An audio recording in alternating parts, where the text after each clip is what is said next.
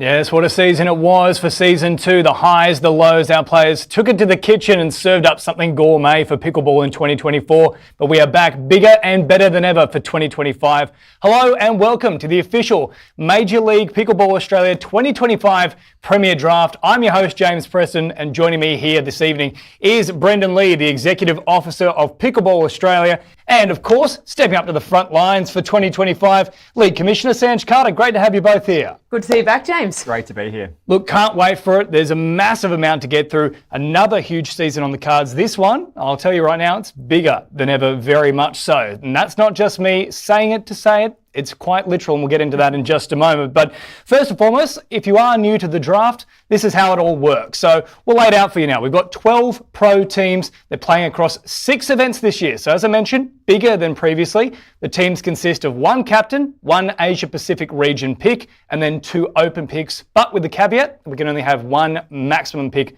from the USA. And the season, it is bigger. So 1 complete round here between April to November in 2025. So Sanj, I'll start with yourself. As I mentioned, much bigger season, 6 events over the course of 8 months. It is well and truly extended.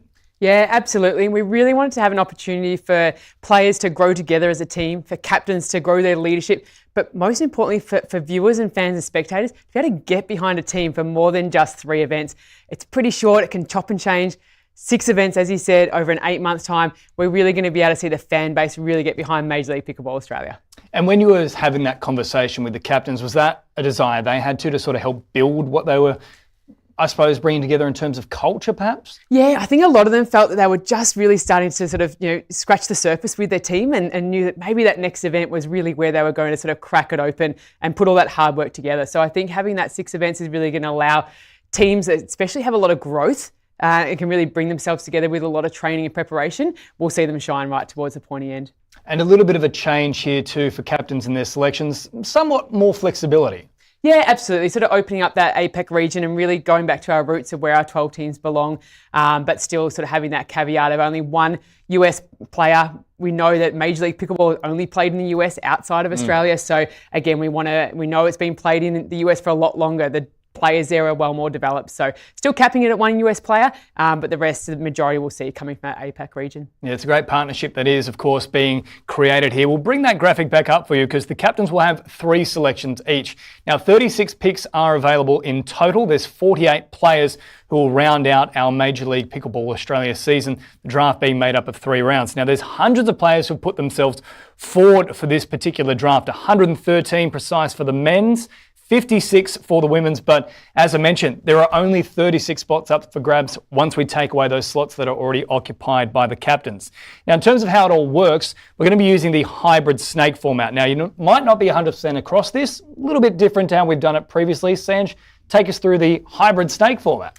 Yeah, so hybrid snake, similar exactly what we did at the start of season 1 in 2024. It was a fair while ago, as we know a year's a long time in pickleball. So fairly standard with sports where you do have a snake draft where teams will pick 1 to 12, then it will go in a reverse order. Because we only have 3 rounds, an odd round, the 3rd round will become a split round as opposed to a even number where it snakes back. So again, follow along. We'll have those graphics up to allow you to follow along which teams have the picks, and just can't wait to see who gets slotted into those teams. Yeah, could be a real luck of the draw situation. Speaking of which, of course, the lottery has already been completed. We'll touch on how that occurred a little bit later on in the program itself. But first and foremost, let's take a little look to recap season 2024 in terms of those results, because there were some real improvers from season 1 into season 2. So if we bring up the ladder, we'll get to see here just how well the fast fours did, for example. So 14, 14, 16. Runners up.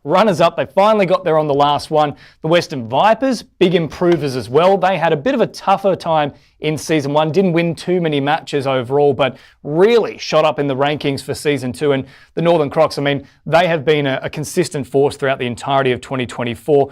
Brendan, I'll start with you. I talk about consistency there.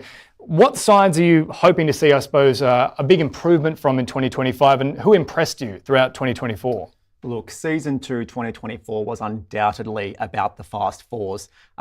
3 finals, so a terrific performance led by Captain George Wall. Did he write the playbook on captaincy? Like, this guy just every single MLP just turns up and gets better and better and better, and that culminated in the win in the end of 2024 there. So he has done so well last season to draft solid teams, and he threw curveballs in. We saw so many interesting picks for him, and some of us doubted him, some of us didn't, but it was interesting to see. So I expect big things from him tonight, but the Crocs also great performers in 2024 as well. We expected big things from the Sydney Smash in season 2. Maybe didn't quite get to where they were hoping to, or where we would hope they would get to. So I'm really keen to see how Mitch Hargreaves drafts tonight. Well, it's interesting that you mentioned the Sydney Smash there and Mitch Hargreaves. We look at some of those, I suppose, half-decade almost bonds that have been created with some of these players before Major League Pickleball Australia began. So for me, for example, Mitch Hargreaves and Amelia Schmidt, that's been a wonderful duo there. Now that we add even more players and we're 3 seasons deep, are those little attachments getting further and further apart even more so? Well, I think there's just so much variety now. When you look at the international talent coming into MLP Australia, it's really hard because there is just so many options now. So maybe those partnerships that have been in existence for so long, maybe they start to fragment because of the variety that we have here. So I think we're going to see a lot of variety. I think spicing things up has definitely worked for some of the teams in the past season. So I expect to see some more of that tonight. And Sanj, Brendan made mention there of just how good the Fast Fours were there across season 2. They really did finish on a high note, but I must say they really did finish on a high note. We've got a bit of an announcement. Those following along at home on social media, they would have already seen it, but if you're just joining us here for the draft, bit of an exclusive. That's it, yes. I'm sure you've already seen the leak that we put out a little earlier. But yeah, the Fast Fours, like any great team, we've retired them on a championship and we'll hang that jersey up proudly in the office, I think. But yeah, it was a great season from the Fours. But now we see the emergence of the Bondi Pickleball Club. So a great Northern Beaches location here in New South Wales. And I think it's great to see the growth through that region anyway in pickleball in Australia. So great for New South Wales to have a second team. And I think there's going to be a lot of people getting behind the Bondi Pickleball Club. Well, Sanj, that's the big one for me. It creates that homegrown rivalry, Sydney City versus the Easterners, where we can all turn our noses up. That's it. So I think, coming in with a new captain, Captain Rose Van Rieck, new captain, new team, it's going to be just a fantastic way to see her show her leadership, really put a new brand on a team and just see what can be created there with the new club. We mentioned Rose Van Rieck. Let's now meet our captains, of course. She is the newest one of the lot. Brand new team, the Bondi Pickleball Club, will be led by one of the most outstanding players across 2024. But quite a few changes here. Let's focus on the top line itself. Now, George Wall jumping across, of course, from the Fast Fours. He's gone out on a high. Can he emulate that once more in new territory with the Brisbane Breakers? Now, he takes over from Lou Shackey, so George Wall is the new man there. But up on the top line, that's the only change. Sarah Burr still leading from the front for the Gold Coast Glory. Aaron Blitz there for the Melbourne Mavericks. Mitch Hargreaves for the Sydney Smash. Andy Horridge, the Western Vipers. Katie Hart, of course, is always a very spirited competitor. She still leads the Eastern Rush. But Brendan, that bottom row, we're seeing quite a few changes here. Kyle Watnell from the Northern Crocs, now leading the New Zealand Hustle. Jay Grewal, he's still there, but Sarah Jane Lim, a new captain. Andy Dikasavlich is also new captain. And as we mentioned, Rose coming in. Kenta, another change though. So it's almost a tale of the two halves there of that particular graphic. There's a lot of changes in terms of captaincy. But this is just how the world of pickleball is evolving. There is new players every week on the scene. So you can't just rest on your laurels or sit on your hands and hope you're going to remain there at that top spot, because there is always someone improving and always someone there wanting to take on your job. And Sanj, I'm sure there would have been a bit of a conversation, communication with Rose in particular, having had such a terrific 2024 and knowing, hey, we've got this new team coming in, we want to launch in a big way. Was there anyone else that really crossed the minds of the staff at Major League Pickleball Australia? Oh, there's definitely some others that would have thrown their hat in there and said, like, I want to be part of this new team. A lot of players that have any chance to be leadership and leading. But look, when we looked at it, we looked at Bondi, a great place to visit. Rose was just a really obvious choice. And outside of that, of course, a few changes there, especially for our Asian contingent, both the Asia Aces and Southeast Asia Surge picking up new captains. Take me through that process. How's that going to change things for them? Yeah, I think, and Brendan touched on it earlier with the number of events now we've seen throughout Asia this year, probably easily triple or quadrupled to what was the previous year. So we've just seen this new emergence of talent. And as due to that, we're now seeing these leaders actually come through. And it's, as I said, it's creating more opportunities and allowing these players to go, hey, I really want to be part of this Major League Pickleball, and I want to try and create my brand throughout Asia and see how we can sort of put it on the map on an even bigger way. Well, 12 captains, the dirty dozen, so to speak, but let's cut that in half. That's how many events we've got to get through in 2025. Let's take you through it. It all starts in Tweed's Head. So technically the Queensland Cup, you know. Battle of the Border, I think we might have to call it that one. I'm with it. Forget State of Origin. That's where the real action is. It happens on April 3 to 6. Then we head across the Tasman to the New Zealand Cup. Now, this is in Auckland, April 24 to 26. Then, of course, Event 3, the Gold Coast Slam from June 5 to 8. Back-to-back Brisbane events here, Event 4 and Event 5 in July 24 to 27, then September 11 to 14, and then we wrap it all up in a mystery location, Sam. Look, who knows what we're building towards there. Don't want to give any insights at all? Look, I'd leave that for the rumours. I'm sure there'll be plenty dropping in the chat on the broadcast right now. That is a very sneaky way to try and up the engagement. I'm all for it. Don't worry about that. But Brendan, on top of that, there's a bevy of Queensland events. Do you think that gives maybe a slight edge to some of those Queensland teams? Potentially, but not necessarily. I think it's always nice to know the conditions and potentially know the venues.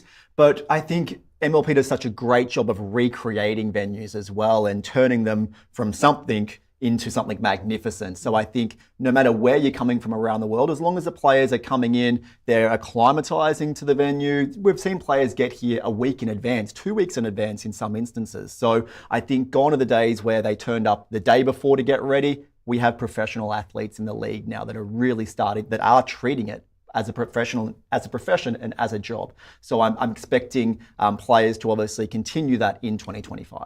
That's a good point you raised. I mean, you look at the fast forwards, for example, and their performances across season 2, whether it be in Vietnam, Melbourne, it didn't really faze them. Sam, do you want to bring that point here?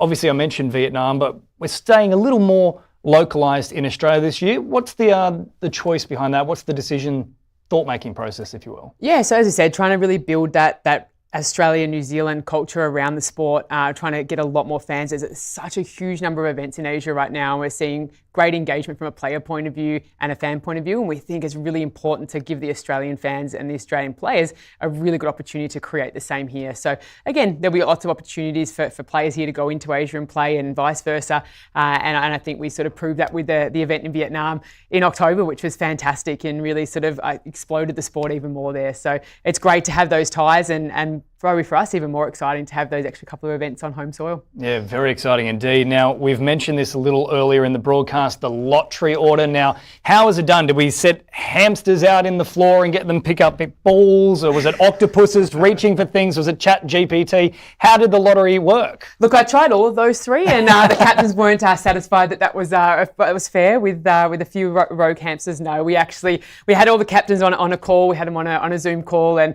we go in and use a little spinny wheel lottery. So it worked in that little bit of technology, a little bit of fun, and worked through from pick 12 through to pick 1. So we had Aaron Blitz obviously left there at the last. Was very, very excited this time round. Yeah, well, the old school roulette. Well, speaking of which, we've already just had a little look there. Aaron Blitz, he'll be the first selection. Let's bring it up here for you now. The actual pick order for round 1. Of course, this will then flip moving forward along with the split selection. So it'll be pick 1 to the Melbourne Mavericks, pick 2 for the Asia Aces, pick 3 for the Gold Coast Glory, 4 is the Northern Crocs, then the Western Vipers, and then the new kids on the block, the Bondi Pickleball Club. They have pick number 6. Eastern Rush will have selection 7, the Southern Stars, pick number 8. Pick number 9 goes to the New Zealand Hustle. Pick 10 is the Brisbane Breakers. Pick 11, Sydney Smash.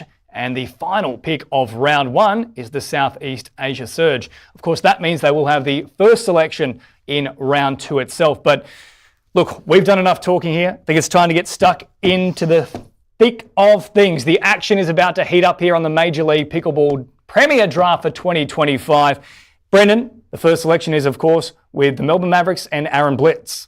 Look, Aaron has been on the pickleball scene here in Australia since 2017. He's seen he's hit more pickleballs than probably most of these people have, you know. So undoubtedly, he's the people's champion. You know, he wears his heart on his sleeve, and he has the whole Melbourne and whole Victorian community behind him, without a doubt. He really stepped up in the back end of 2024 under the leadership of Wes Gabrielson. There, not the leadership, but the mentorship. We saw Aaron really improve just based on Wes's knowledge and experience. So he did big things in the back end of 2024, led the Mavs to 2 playoffs. Let's see what he can draft in 2025. You mentioned he's been around pickleball for a long time. I once tried to offer him breakfast, and instead of Kellogg's, he put pickleballs in there and then added the milk. So this is a man who literally eats, breathes and sleeps it. He has the first selection. Let's turn it over to League Commissioner Sanj Carter to find out who he has chosen. With the number 1 selection in the Major League Pickleball Australia 2025 draft, we are going to keep you guessing just for a moment. Yeah, we've had a little word here from Aaron Blitz. He's still having a little decision as to whether he is going to go maybe perhaps a little further down the line. We, of course, have a lot of different players in the draft. As I mentioned, quite literally hundreds, 113 for the men's, 56 for the women's. And, you know, you look in previous drafts that have gone by, it's been about the same factor of entrance as well. So pretty incredible stuff. I think we're getting word now that Aaron is in fact ready to make his first selection. Back over to you, Sanj. Yes, it is locked in. We have, with the number 1 selection for the Major League Pickleball Australia draft, it is Nicola Schuman. Well, congratulations to Nicola. Now, back-to-back seasons, we've gone number 1 with the draft pick for a female selection. So terrific to see there. Brendan, what can you tell us about Nicola Schuman? Wow. Well, she burst onto the scene in 2024. And firstly, congratulations, Nicola. It's a real honour to actually be selected as the number 1 pick for MLP Australia in 2025. So it shows just how far she's come in 2024 in a really short time. She was on the Brisbane Breakers last season and had mixed results up and down, but she really spent the back end of last year really honing her skills. And we saw her go to the US and actually do some work with Wes Gabrielson. Once again, he's been such a good mentor to so many in Australia, and he's definitely helped Nicola with her game and her skills. And deservedly, Aaron has identified that, and I think we're going to see some big things from her. She's so versatile. She can play both sides of the court. Not everyone can do that. So she has the skill. She has the ability. She's young.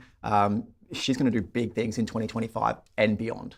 Now, also from the APAC region, so that obviously provides a little bit more flexibility for the remaining choices for Aaron too. He still has that USA player up his sleeve. Oh, he does. Look, draft, you know, in that number 1 spot, he then has the ability to be really versatile and very selective with his picks. So I'm not surprised here that he's got an APAC female first up. I expect to see that trend probably consistent over the first 12 picks here.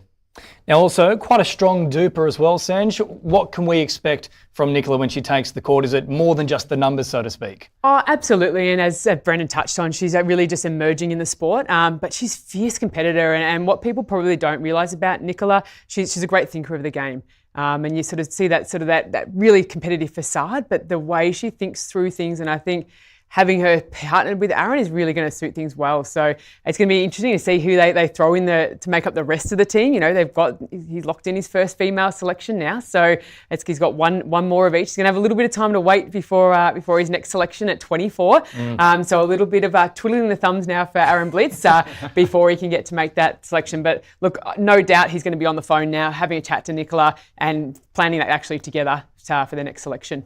And Brendan, for the Melbourne Mavericks, it was perhaps a bit of a middling season across 2024, whether it be season 1 or season 2. So do you think this is a really strong way to begin things and you can really build a very, very valuable foundation through Nicola and Aaron together? Yeah, without a doubt. We definitely saw the Melbourne Mavericks improve as 2024 went on. They made 2 playoffs to finish the year. So a really good effort there. And they had Rob Cassidy filling in, I think, in that last one. And they had Mehae Kwon in Vietnam as well. So although they had some, their team wasn't necessarily stable, the team members that were consistent were able to step up. So Nicola's a great pick. It may not be the first event, it may not be the second event, but by the end of the year, she's going to be one of the players leading the way here in Australia. We mentioned Rob Cassidy there. Of course, he's also part of our extended draft list here. He's actually got the highest duper of any player. So are we expecting him to perhaps go a little bit early? Could even be the next selection, for example. Look, I am expecting it to be heavily on the APAC females here, is my guess on how this may fall. But I've been surprised before. This is my third draft, and I'm surprised every time. So let's see what happens. Well, look, we don't have to guess much longer. It is time for our second selection. It goes the way of the Asia Aces. Their captain, of course, is Kenta Miyoshi. Brendan, what can you tell us about Kenta? Look, Kenta burst onto the scene here this year.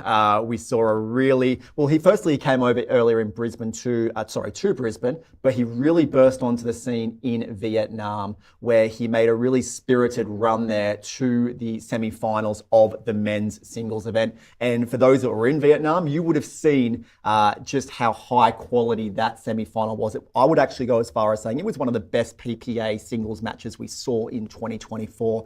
And there was a huge crowd there. So he's really developed. He's both as a player and as a figure in the MLP Australia family in 2024, and it's great to see him step up into this leadership role. Yeah, well, that was the big thing, of course, coming from, I suppose, a supporting player to now being the head honcho. Is there any nerves associated with that, or do you think you'll fit into it seamlessly? Look, I think everyone handles nerves very differently, don't they? But I think what we saw of him on the big stage, and we didn't see a great deal on the big stage because he didn't get to play MLP last year. So I'm very keen to see what he does in a team environment because it's different. When you're playing PPA, you're playing for yourself or with one partner. In MLP, you're playing with three others and a coach and a captain and the families and whatnot. So I'm very keen to see what he does and how that translates across. And Sanj, obviously another one of these new captains that's come on board. How are we thinking? Is it going to be a strong overall season led by Kenta? Can he really set the foundations here? I think he can. We saw it enough, even just the way he worked with his team and his teammates on those events that he did play. So when he came in as a substitute, no doubt he's going to craft a great team, and he's got the energy and he's got the know-how. I believe we have our selection now coming through for Kenta. Let's take a look at selection number 2. With the second pick in the Major League Pickleball Australia season 2025 draft, it is Aiko Yoshitomi. So there we go, another Asia Pacific region player, Aiko Yoshitomi. So Brendan, so far your selections have been pretty on point here. You suggested it was going to be a focus on females to begin things, and Kenta has certainly been listening. Without a doubt, it's good to hear he's heeding my advice. So, look, we saw a bit of Aiko last year as well too. She did travel to Australia at both the start and the end. We did see her in Vietnam as well, and she's a player on the rise without a doubt. These Japanese powerhouses are really starting to come through, and I have a good friend in Japan, Daniel Moores, who's been leading the way and actually played MLP Australia Season 2 last year, and these two players definitely excite him. So it's good to see these two pairing up. They do play together quite often. So I think they know each other. They've got the ability to train with each other. But she's a little pocket rocket, without a doubt. I saw a great match that she played against Sarah Burr in Vietnam in singles, and she had Sarah Burr on the ropes over there. I think it went to three games. And that was just a taste of what she can do. And she's only new to the game. She'll improve at a fast rate. You mentioned there a little bit of play, of course, in Japan, but for those who aren't 100% across it, they're mainly watching Major League Pickleball Australia, for example. What's the standard like on a weekly basis or a tournament-to-tournament basis in Japan? It's an emerging country, without a doubt. Australia has been running, pickleball has been played in Australia, not as long as the US and Canada by any means, but it is one of the more developed countries. These Asian countries are really only starting to establish themselves in the last 2-3 years. So they're a couple of years behind in the overall depth and development, but they're going to catch up just based on the population.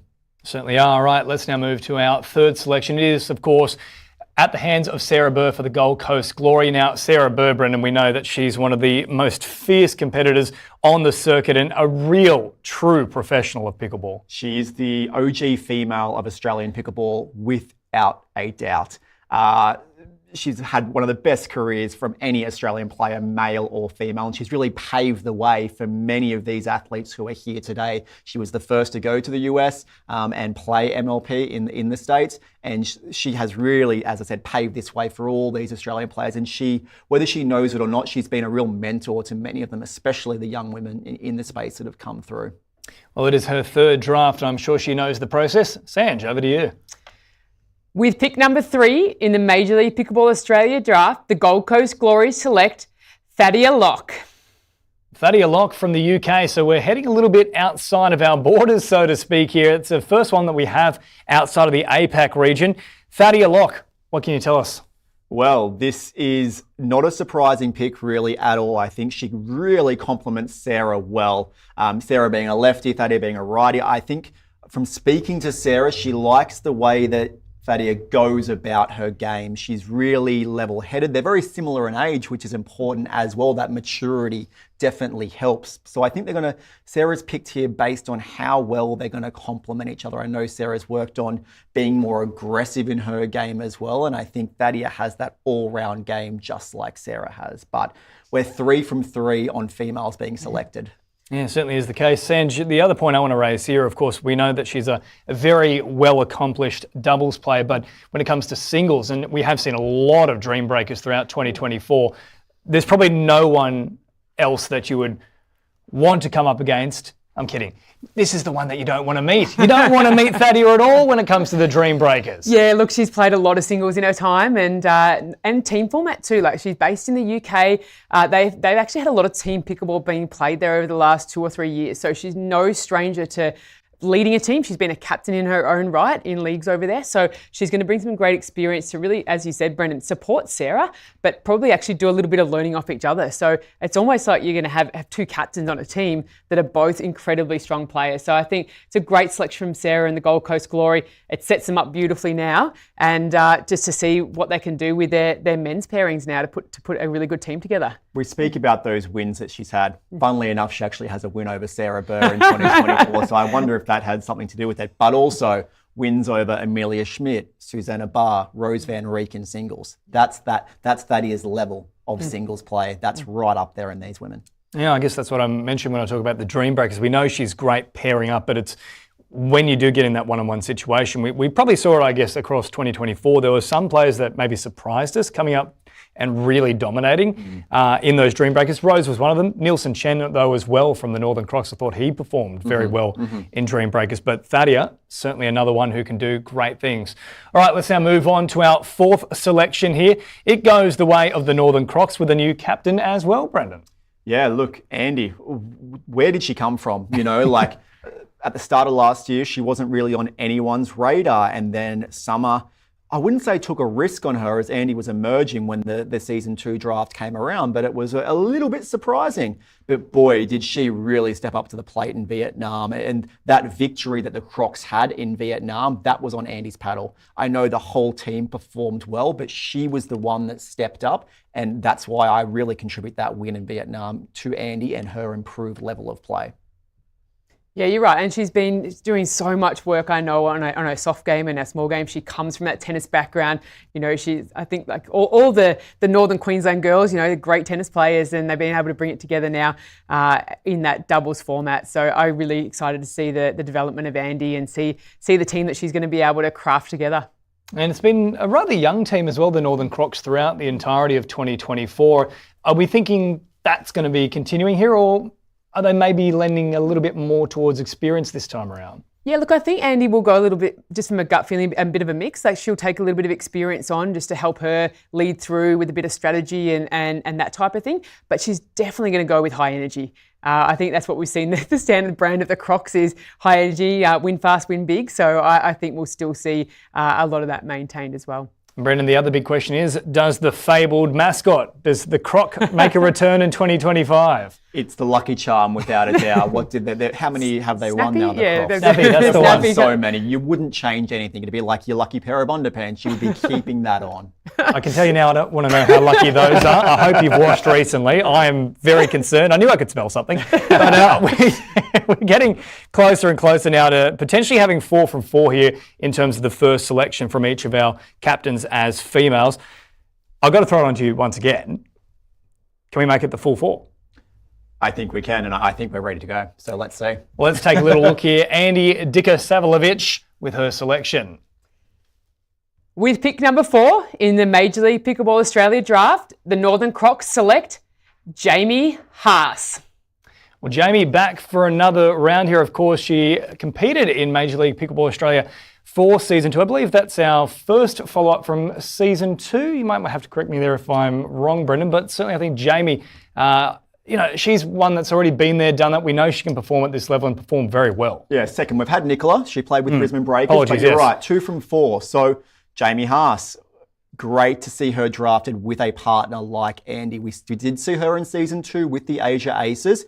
Probably didn't have the season that she could potentially have. Her and Venice maybe didn't combine well, but maybe didn't complement each other really well. But I think with Andy by her side, geez, I'm excited to see what those two can do. She's so athletic, Jamie Haas. She always has a smile on her face, and she's got such versatility in her game. So with Andy on the left, Jamie on the right, really keen to see what they can do. For sure. And the other thing I saw too, we know Jamie had a little bit of back injury, so she was a little hampered in the second part of the Gold Coast event, but then also wasn't able to compete in Melbourne. So again, I think seeing a full season, I know she's done a heap of work. She's in a great condition now, and we definitely noticed the event she didn't play, the energy of the team, the Asia Races, did definitely drop. So she's an energy barometer. She's someone that can bring a team together. She's someone that can get around. And I think when you hear and see Jamie Haas on the court, you might be able to hear her from when you're in the back courts trying to rustle up a few people to get to their games, not just on the centre court. So she's going to bring some great energy, and I think it's a really clever pick from Andy. And Sanj, much like Thaddea, this is another very strong singles player too. Yeah, and we see a lot of these females do, because I think coming from that tennis background, they are really strong singles players. So getting into a dream breaker, which I think we sort of aptly named the Crocs, the Northern Dream Breakers at times, because it seemed that whenever they got there, they won. So I think it's really going to see a great combination in women's doubles, but then also 2 great singles players. So just recapping our selections so far, we've had Nicola Schuman, Aiko, Yoshitomi, Thaddea Locke and Jamie Haas. It's been 4 from 4 in terms of the female selections. Andy Horridge is up next. Do we have any ideas on where he might lean? Are we still thinking females, Brendan? Well, a great season by Andy last year. Vipers finishing second overall. Built his team around a dream breaker team. So really gunning for, going 2-2 in the doubles and then winning it in a dream breaker. And they did that well. Let's see what he drafts this year. They have pick number 5. Let's turn it over to League Commissioner Sanj Carter. With pick number 5 in the Major League Pickleball Australia draft, the Vipers select Mehae Kwon. So Mehae Kwon in here from Korea. And of course, another selection. I throw my hands up. I bow down to you, master of selections, Brendan Lee. 5 from 5 with the female selection so far. Look, you do your homework. That's what I can say. You speak to the captains, or as many of them as you can, and get some real insights. But it was undoubtedly going to go this way in the draw, and we did get to see Mehae in Vietnam and in Melbourne. So we've seen a bit of her, and Andy's obviously seen a bit of her as well. And he obviously, what he saw, he liked. She's got a big game. The firepower that she can create is probably second to none on that female side. And I think she's still developing as a player. She definitely has to rein it in a little bit. I think she treads a very fine line there with regards to redlining. But I think under the right guidance, both from a captain, but then also a coaching perspective, I think they can really help develop her over the year. Once again, Andy might not be drafting to win this first event in April, but he's gunning for the finals. And she will be one player that, as I said, may not be the one that fires at this first event, but it improves as the season goes on. Well, Brendan, that's a great point you raise about not just drafting for event number 1, but for a much longer season, 8 months in total, of course, between April and November.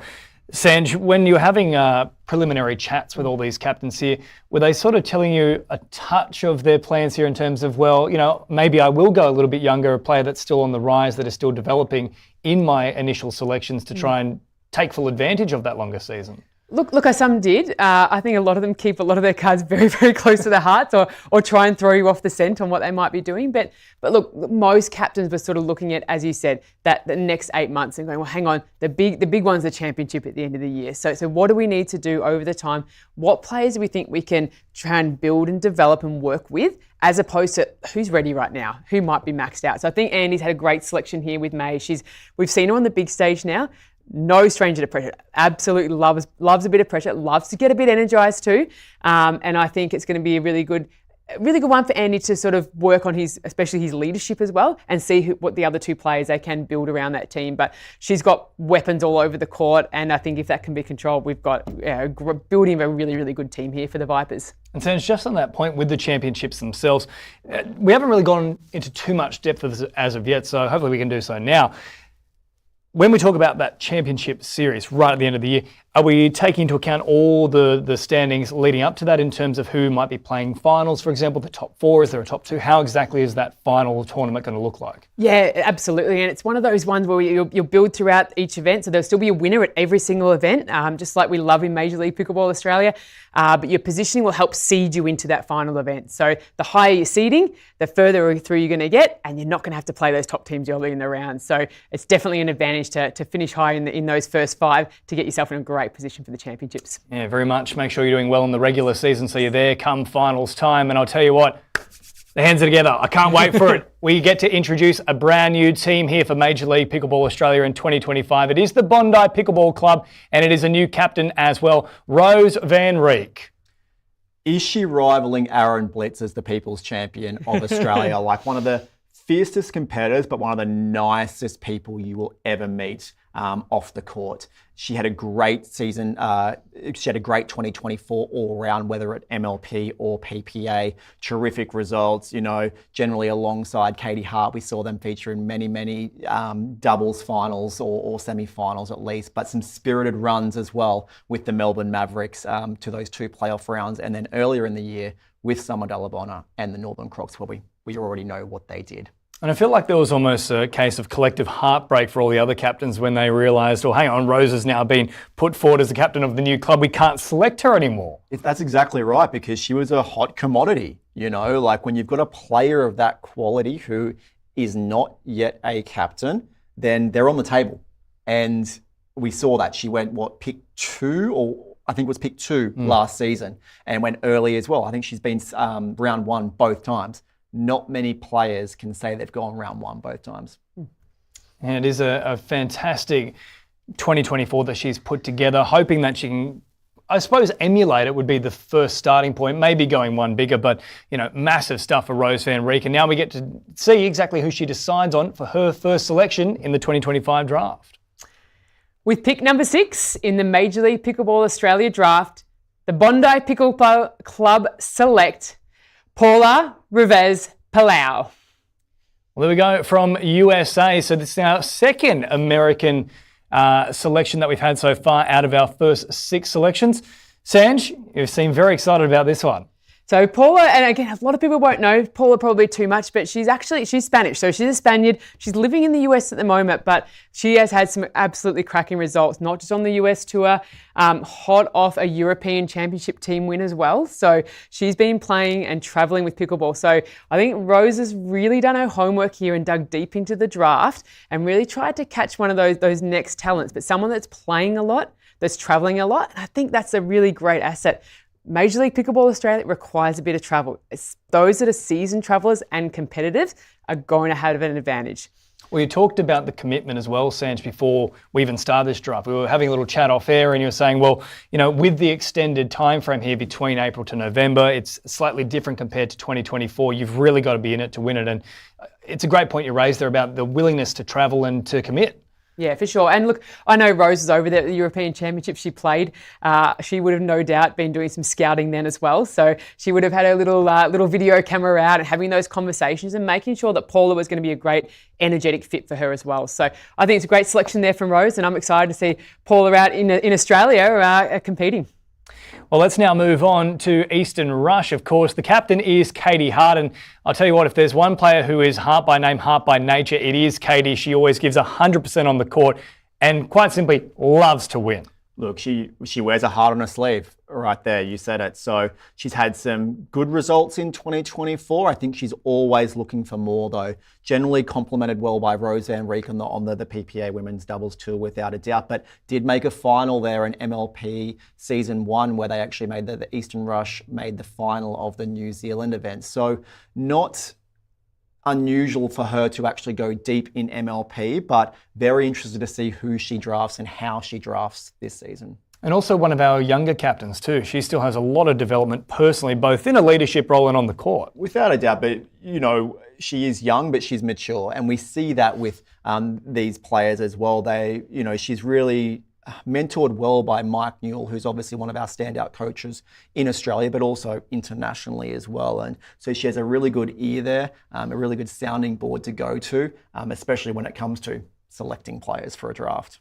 Sanj, I feel as well, it's not simply a case of being a big competitor on the court. She's also, much like Rose, one of these really lovely people away from, smacking down the ball as hard as you can at the kitchen, really. Yeah, look, she has that great contrast. She can step over that line onto the court and be an absolute fierce competitor and step off and be, as you said, one of the nicest people in pickleball. And I love that about Katie. And she's the one that, happy to have a little hit with the kids that are there next to her or sign a shirt, but then get her over that line on the pickleball court and you don't want to be on that kitchen line against her. She's almost like a Mehae Kwon though, had all that firepower, but didn't know how to control it and what to do with it. But she's, over the last probably 12 months, 18 months, she's really honed it in, and it's great to see. Well, let's see how Katie goes in round one of our draft. It's time for selection number 7. With pick number 7 in the Major League Pickleball Australia draft, the Eastern Rush select Lucas Pascoe. Well, there he is. He's back. He was our very first number 1 draft pick at the start of 2024. We knew they couldn't silence him for too long, and finally, it's not a curse. I've been loving seeing them all come through, but it's our first male selection after 6 females. But if anyone was going to select a male, it was going to be a female captain.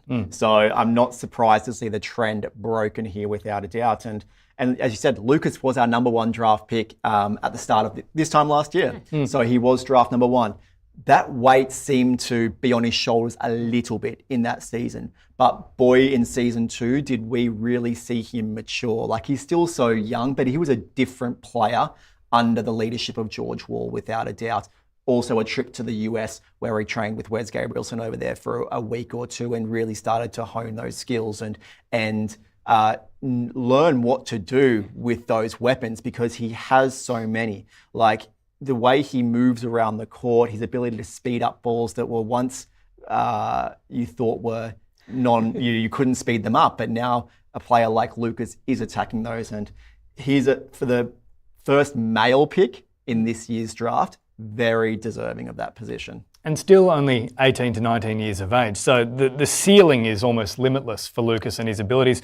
I did ask him during season 1, and you mentioned this, of course, he sort of grew into season 2, but I asked him if there was potentially a target on his head, so to speak, being the first player selected, draft pick number 1, and he didn't quite feel comfortable about the whole concept of maybe being that first cab off the rank. He was very proud of it, but maybe it didn't sit quite right for him.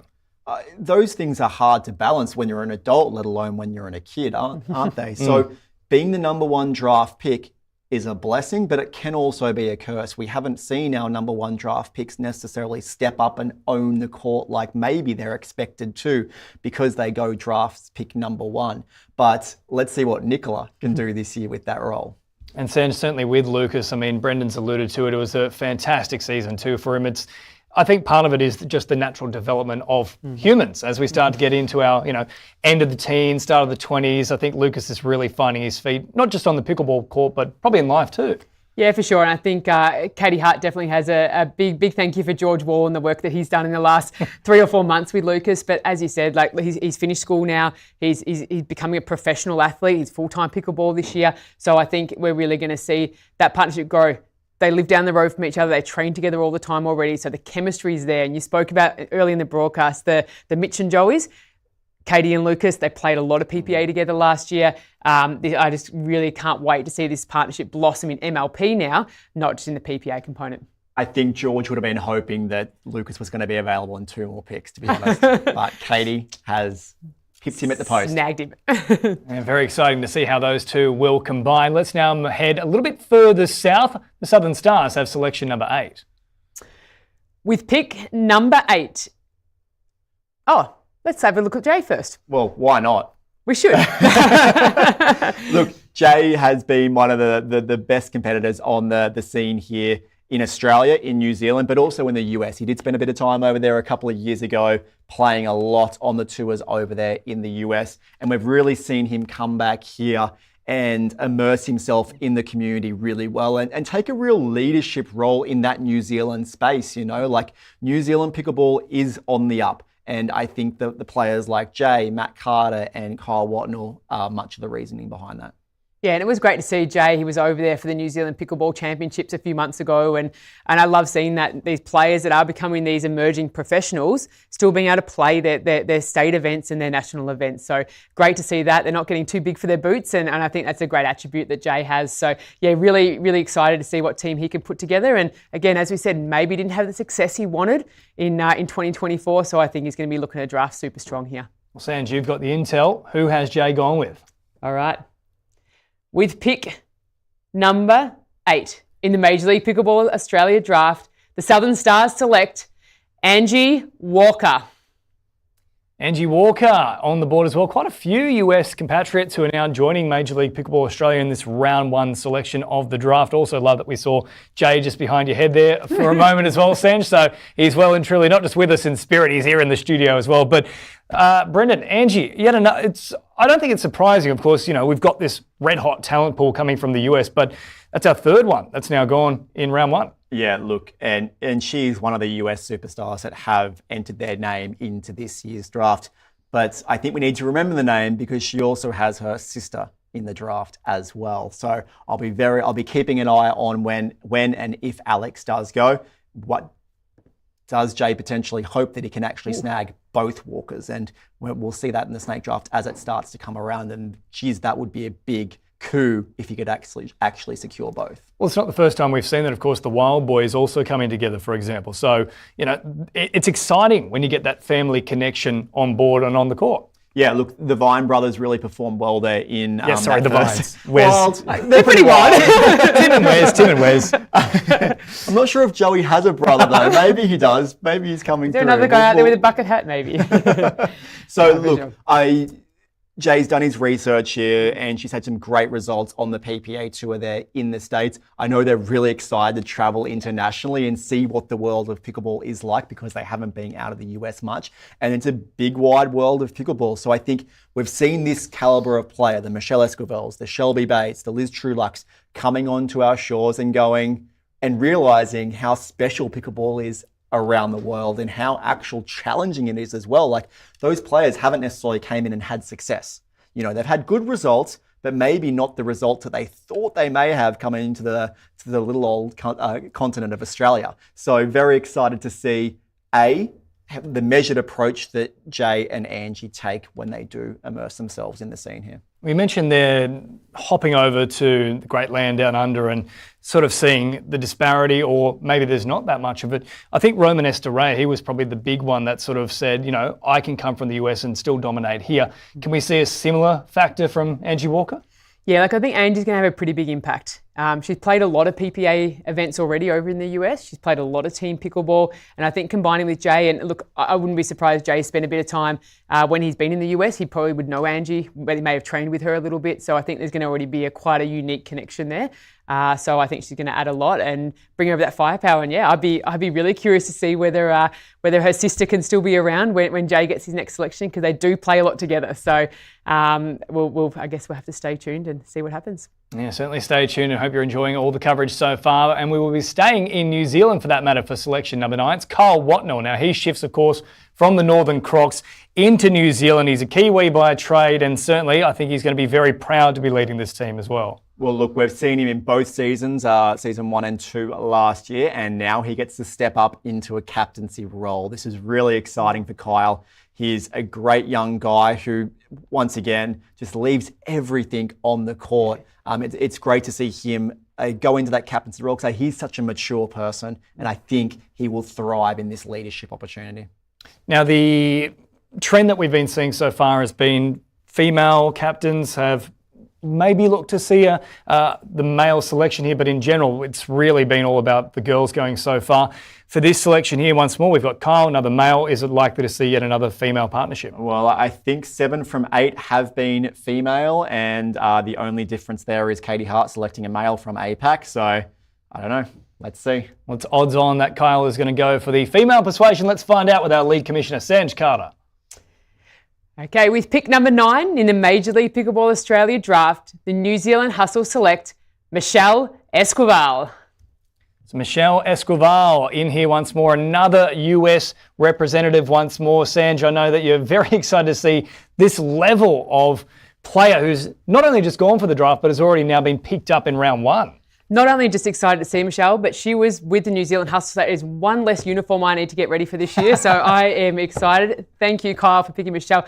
No, look, I think this is a great selection here from Kyle. Michelle obviously has a great pedigree when we talk about pickleball around the world. But as he said, she played here in season 2 last year. She had some great results, really worked hard with that New Zealand Hustle team. And I think she really started to get the culture of it. So I think her and Kyle are going to be able to build something really, really special, depending whether they'll play mixed together or seeing how they draft their next 2 players. But he set himself up for a really good team. And Brendan, how important is it to have a returning player to try and build that culture, especially with a new captain? Without a doubt. I think, though, when we turn around, Rob Cassidy is going to be drafted by Kyle Watnell next. I don't know why. You reckon he'll get that far? I do know why. Oh, that'd be pretty exciting. I really think that is odds on what is about to happen here in this draft, and that's not going to surprise me. But look, Michelle Esquivel, we saw her on the New Zealand Hustle in season 2 there, and it was great to have her here. She was one of those big name US players that we saw come over to our shores. And the New Zealand Hustle had some mixed results last year. They had the number 1 pick in Danielle Townsend, so maybe some big things were expected of them, and they, from memory, didn't progress to any semi-finals. But a really strong pick there to start off with. A good all-court player. Probably plays the right from memory a little bit more than the left, but that's going to come down to who Kyle drafts in that secondary spot for the females. Obviously a very complete player, but if there's one area you think could use a little bit of work, what is it? I don't know about it. Look, she just really is holistically good all round, I would say. She's really quite, for a fiery personality, she really is quite measured out there.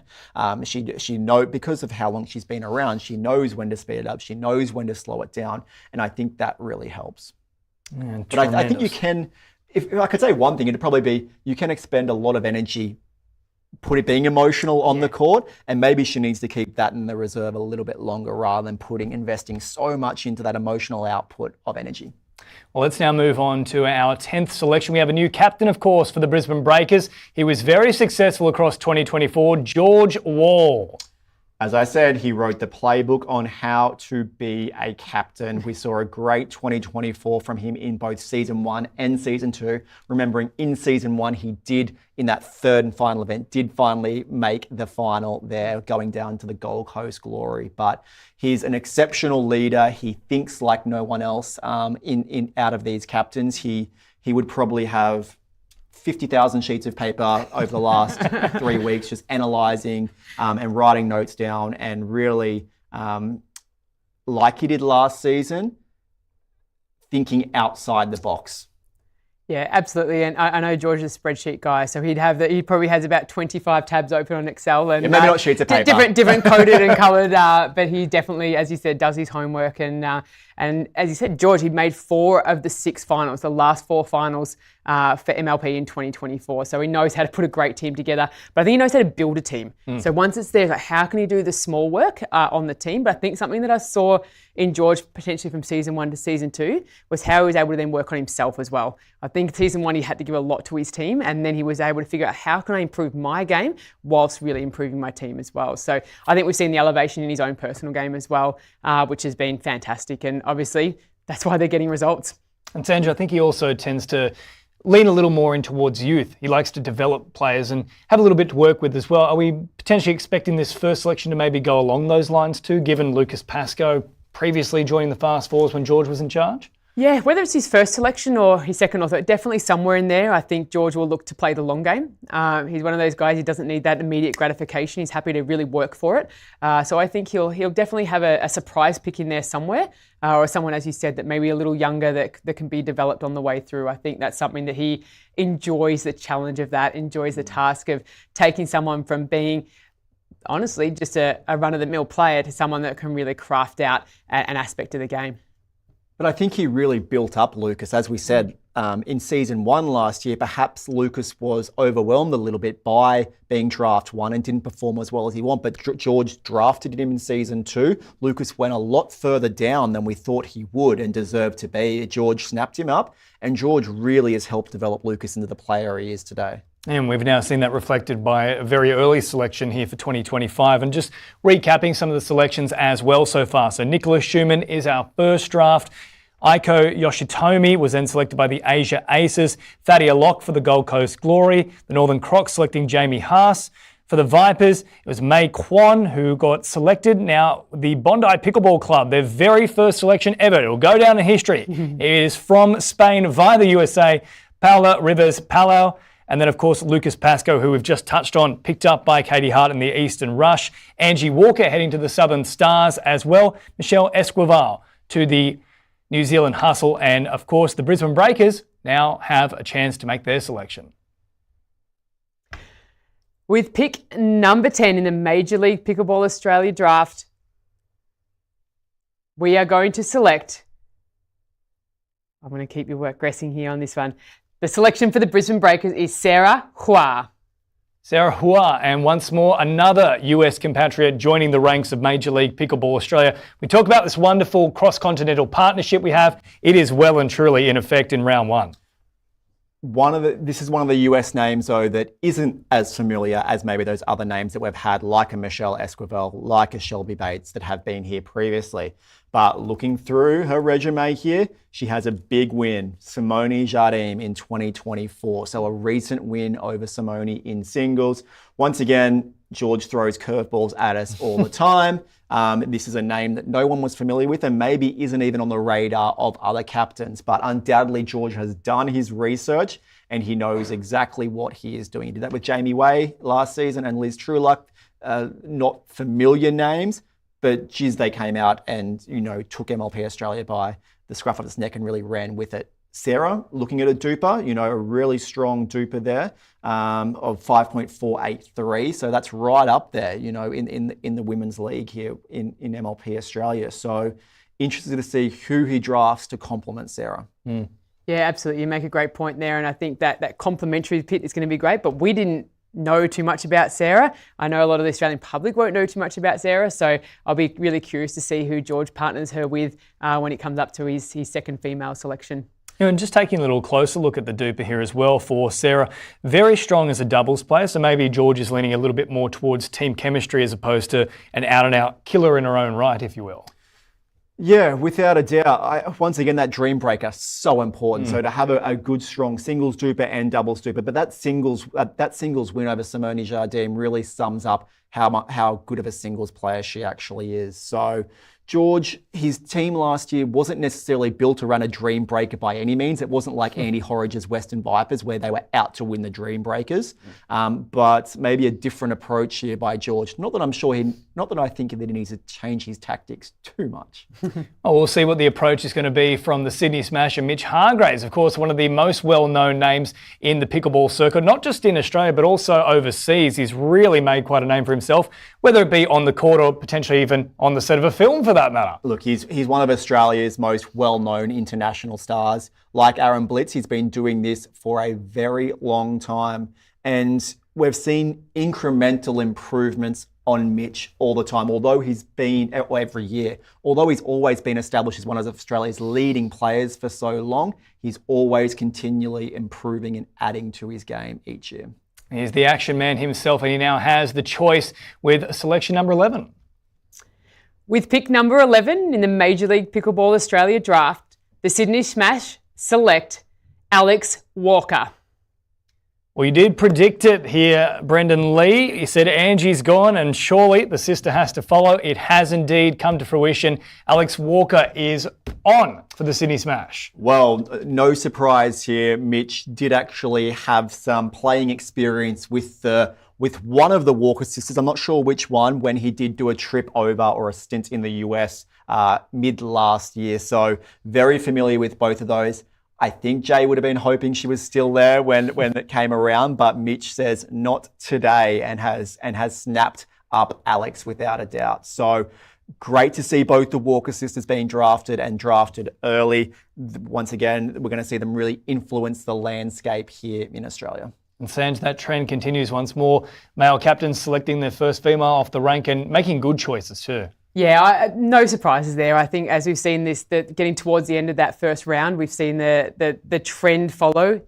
Male captains picking strong females, a lot of them going international into that US base, which means that their US pick is now confirmed for their team, meaning they're going to have to go back to APAC and the other regions. So once that US pick is locked in, great, and now they're going to be looking to the other regions. So really smart, setting up a really strong foundation, especially as a male captain. So I think all the guys there have done a great job and selected really, really smartly.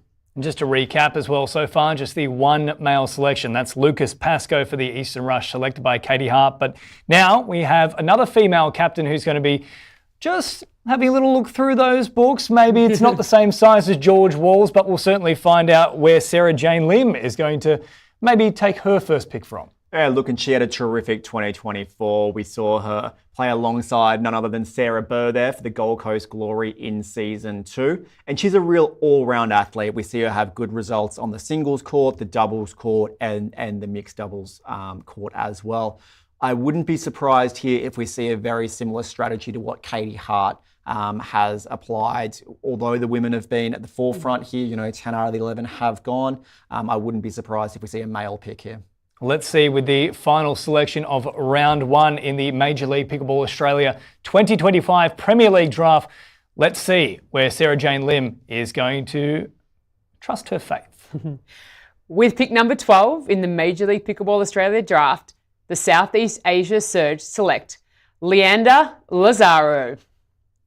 And so once again, Brendan Lee is spot on the money. I'll tell you what, I have to take some tips from you and maybe even buy a lottery ticket wherever you do. I think I might be buying one too tonight. Yeah, this is spot on. But out of the Philippines, I believe that's our first Filipino athlete we've had drafted so far in round one.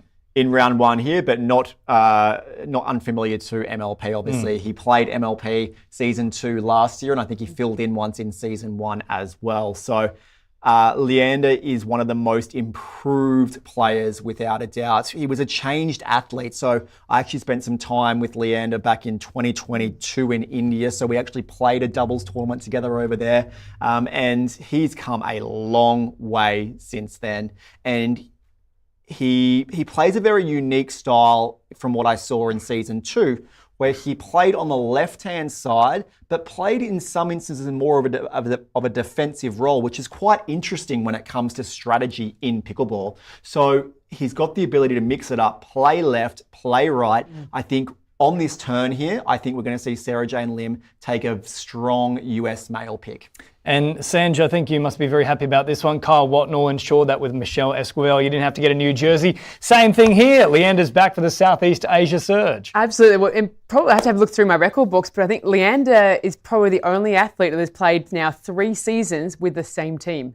Filling in for the Southeast Asia Surge in Season 1 for an event, playing Season 2 with the Surge, and now getting drafted again with the Surge. So he's breaking records and making my uniforms orders much easier. So Leander, well done. But no, the way this guy plays, he sweats through those shirts very, very quickly. And again, high energy player, very, very athletic, and a guy that's just always just working on his craft. And he works and owns and runs a pickleball center in the Philippines. He travels a lot to play and doing anything to really improve his game. And the connection with him and Sarah Jane, they've known each other for quite a number of years and have played a lot of pickleball together. So I think when we talk about the chemistry, as you said, like Lucas and Katie, Sarah Jane and Leander go together very, very smoothly. So I think it's a really clever selection there from Sarah Jane. It's like peanut butter and jam, but let's just recap some of those selections, of course, as we finish round one of our Major League Pickleball Australia 2025 Premier League draft. It started with Nicola Schuman for the Melbourne Mavericks and Aaron Blitz going number 1 pick. Then Aiko Yoshitomi for the Asia Aces. Sarah Burr selected Thaddea Locke for the Gold Coast Glory. For the Northern Crocs, it was Jamie Haas. For the Western Vipers, Kwon. For our new club, the Bondi Pickleball Club, it was Paula Rives Palau. Lucas Pascoe became the first male selected for the Eastern Rush. With the Southern Stars, Angie Walker was snapped up for the New Zealand Hustle. Kyle Watnell selecting Michelle Esquivel. The Brisbane Breakers and George Wall selecting Sarah Hua. and of course Alex Walker. So both the Walker girls into the mix here, selected by Mitch Hargraves and the Sydney Smash. And now we round it out with Leander, Lazaro for the Southeast Asia Surge. There's a whole lot to decompress from. We've had a massive round one of selections. What we're going to do is take a quick break and then we flip the order. We come back for round two of the Major League Pickleball Australia draft for 2025 in our Premier League.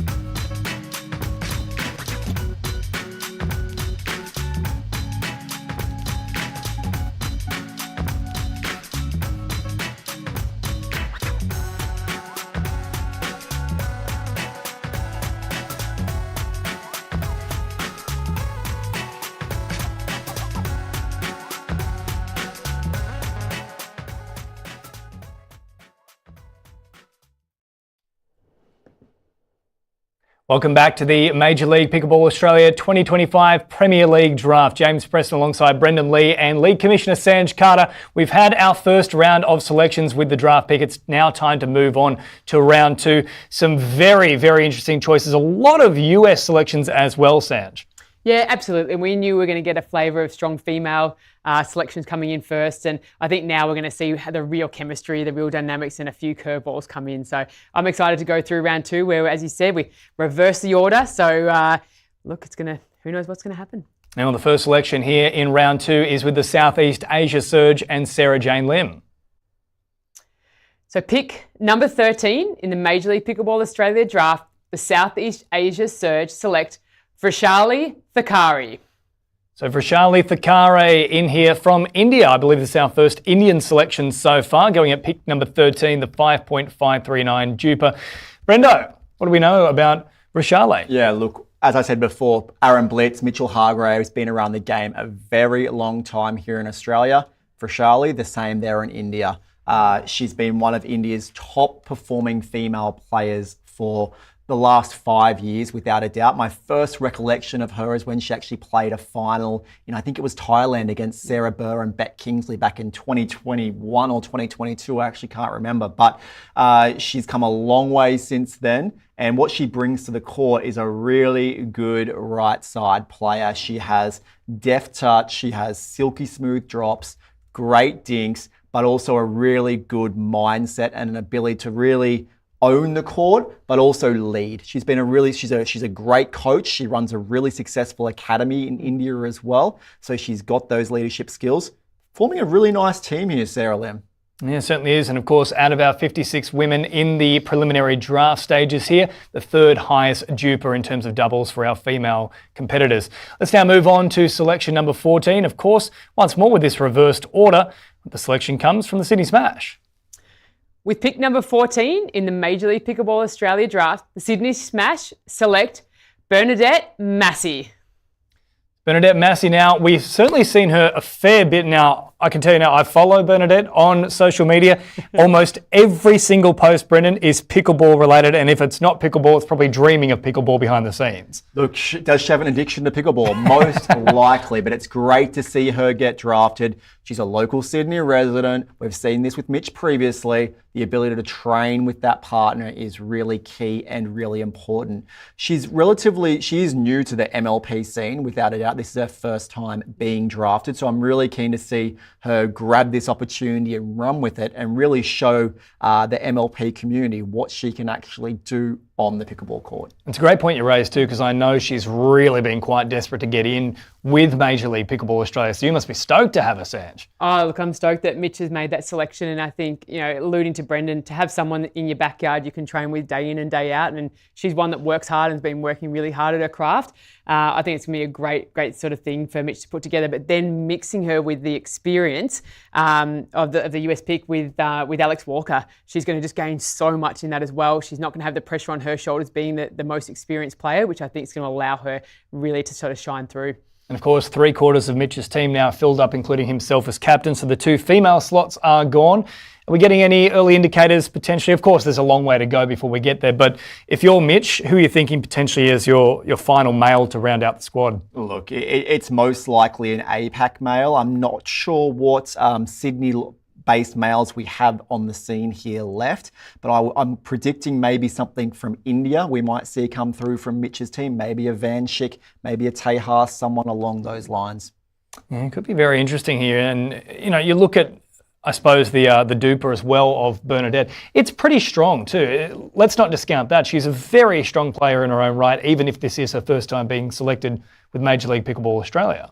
Yeah, absolutely. She's had some great results. She hasn't lost many matches in the last year.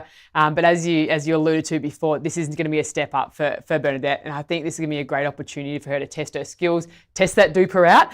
It might take a little bit of a hit initially, but as the experience level goes up, she's going to come into her own. I think she's going to find herself thriving here. And yeah, I think Mitch again is building a really strong team. Well, the next team to step up is the Brisbane Breakers. George Wall has selection number 2 for him. Okay, with pick number 15 in the Major League Pickleball Australia draft, the Brisbane Breakers select Wong Hong Kit. So Wong Hong Kit will look very good in the kit of the Brisbane Breakers. That's for sure.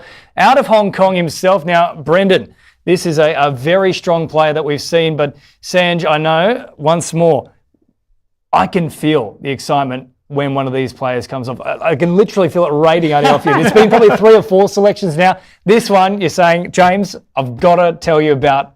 That's it. So we affectionately know him as Jack. So make it a little bit easier on the pronunciation. And look, this was one that when I did my scouting reports with George Wall, he said, do not mention this player to anyone else. I want to keep him under the radar. So George has seen something very special in Jack and the way he plays. From South Korea, has played a lot through Asia this year. George, while he's played a little bit over there, has been out of scout, but Mr. George Wall has always got his scouts out there looking for him. So, look, it's going to be a great one. He's young, he's athletic, he's really going to combine really well with George. We've seen him choose very athletic young males to pair with the last couple of seasons with Lucas Pascoe and Ollie Gray. And I think Jack's going to provide exactly the same here for him. And Brendan, another selection that is perhaps a little bit under the radar, and that seems to be George's preference. It's his theme. It's the unknown. And I think what the unknown is really good for is those first initial matches of the year. That surprise element, no one has seen them before, so they're going to bring something new. You don't know what their strength is, you don't know what their weakness is. So, but George obviously does. He's done the research. Some really good results here. We see stronger singles duper than we do a doubles duper. And that's very rare in a draft like this. But you look through the results there, and lots of strong results at PPA events in the US in the 5.0 category. Not necessarily stepped up into the pro category over there yet, but consistently winning 5.0 categories. And that tells me there's a bright future here. Well, let's now head to New Zealand. New Zealand Hustle next up. With pick number 16 in the Major League Pickleball Australia draft, the New Zealand Hustle select Thaddea Saunders. Well, she had to be back. Thaddea Saunders, a massive feature for her across 2024. I believe playing in both Season 1 and Season 2 for that matter. A homegrown talent and a very good one at that. Oh, she's missed consistency, isn't she? She's been one of Australia's leading players for a number of years now. She's a great right side player. Her defense on that side, her ability to counter and reset is second to none.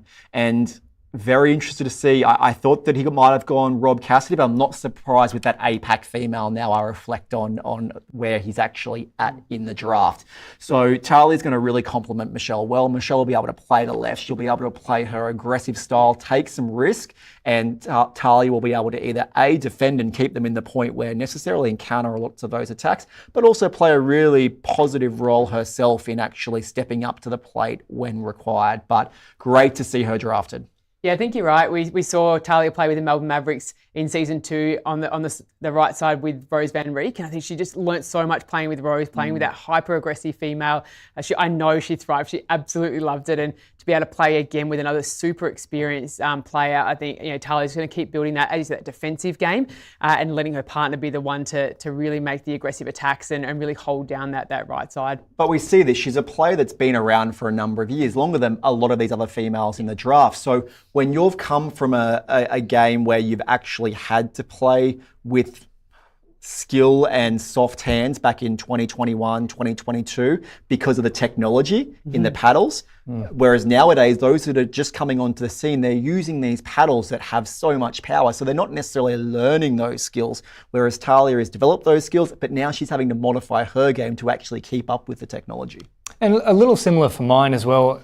In terms of performance to Michaela Hayat, for example, I think they have a very similar playing style, and we've seen a lot of success with the teams that Michaela's been involved in, for example. So, you mentioned there some of that aggressive approach.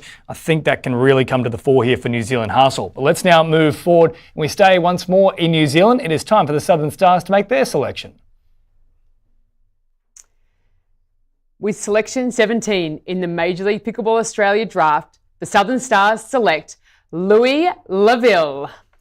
We haven't seen too many of the boys get involved so far, but here is one straight out of the UK, Louis Laville. It rolls off the tongue, and I'm sure that pickleball is going to be rolling off the paddle as well.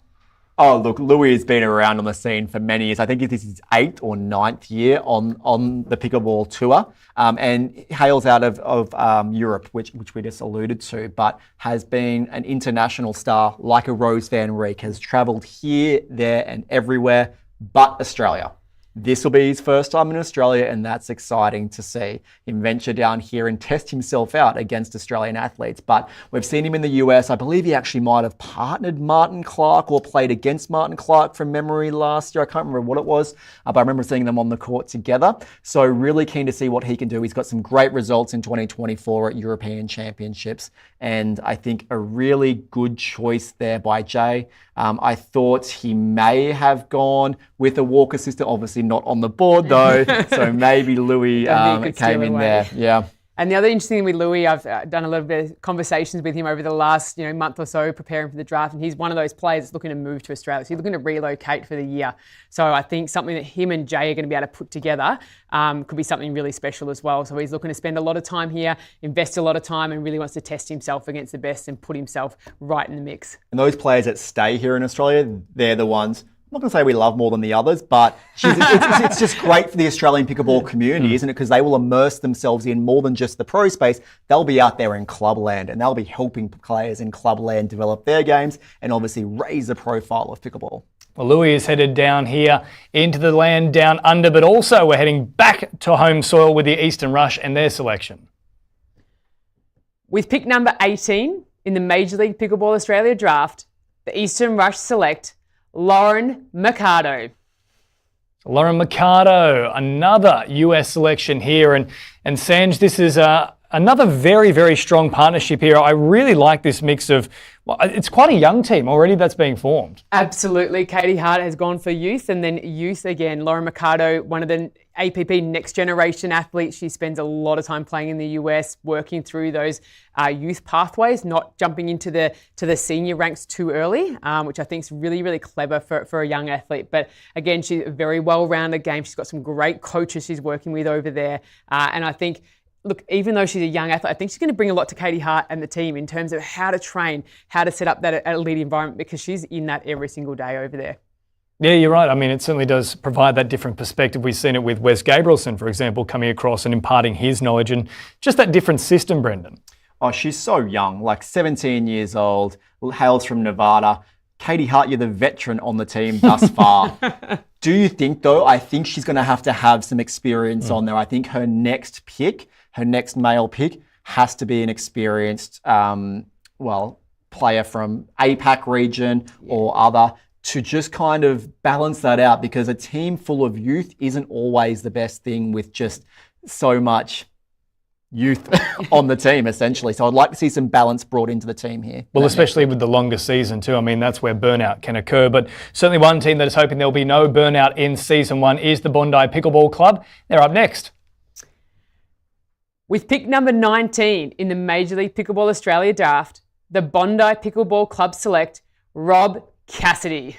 Well, this is a very strong team that is being formed. And I mean, look, it's probably surprising it's taken this long for Rob Cassidy to come out here. He is, of course, an absolute powerhouse of pickleball. He's the highest doubles duper on the male pickleball side of our draft here, Sanj. And I'm personally surprised it's taken this long for Rob Cassidy to get selected, but what a team Rose is forming.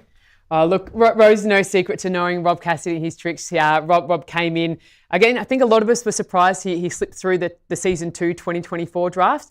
However, he was picked up as an alternate for 2 out of 3 events. So he was seen a lot by the players. He played with Rose and her team in the Melbourne event.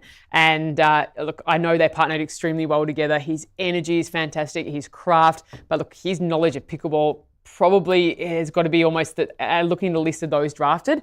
He's got to have played more matches and have more experience at an elite level than anyone else out there. Like, Rob's played MLP in the States before. He's played at World Championships. He coaches. He commentates. He's the all-round pickleball fan and all-round top guy. And playing in those few alternate games, Brendan, that would have been probably enough here, not just for Rose, but I suppose a lot of the different captains in this particular draft to say, you know what, there really is something there. It's not just a resume. We've seen it in the flesh. Exactly right. And look, it's great to see him and Michelle returning again in 2025. They brought so much to the 2024 season too, whether Michelle in her position on the New Zealand team or whether it was Rob who filled in but also played at the MLP events in the PPA side of things. So he is one of the characters on the court, a fierce competitor, a lefty at that. Rose has a male pick to come. It's got to be APAC for her next. Yeah. She has no choice there.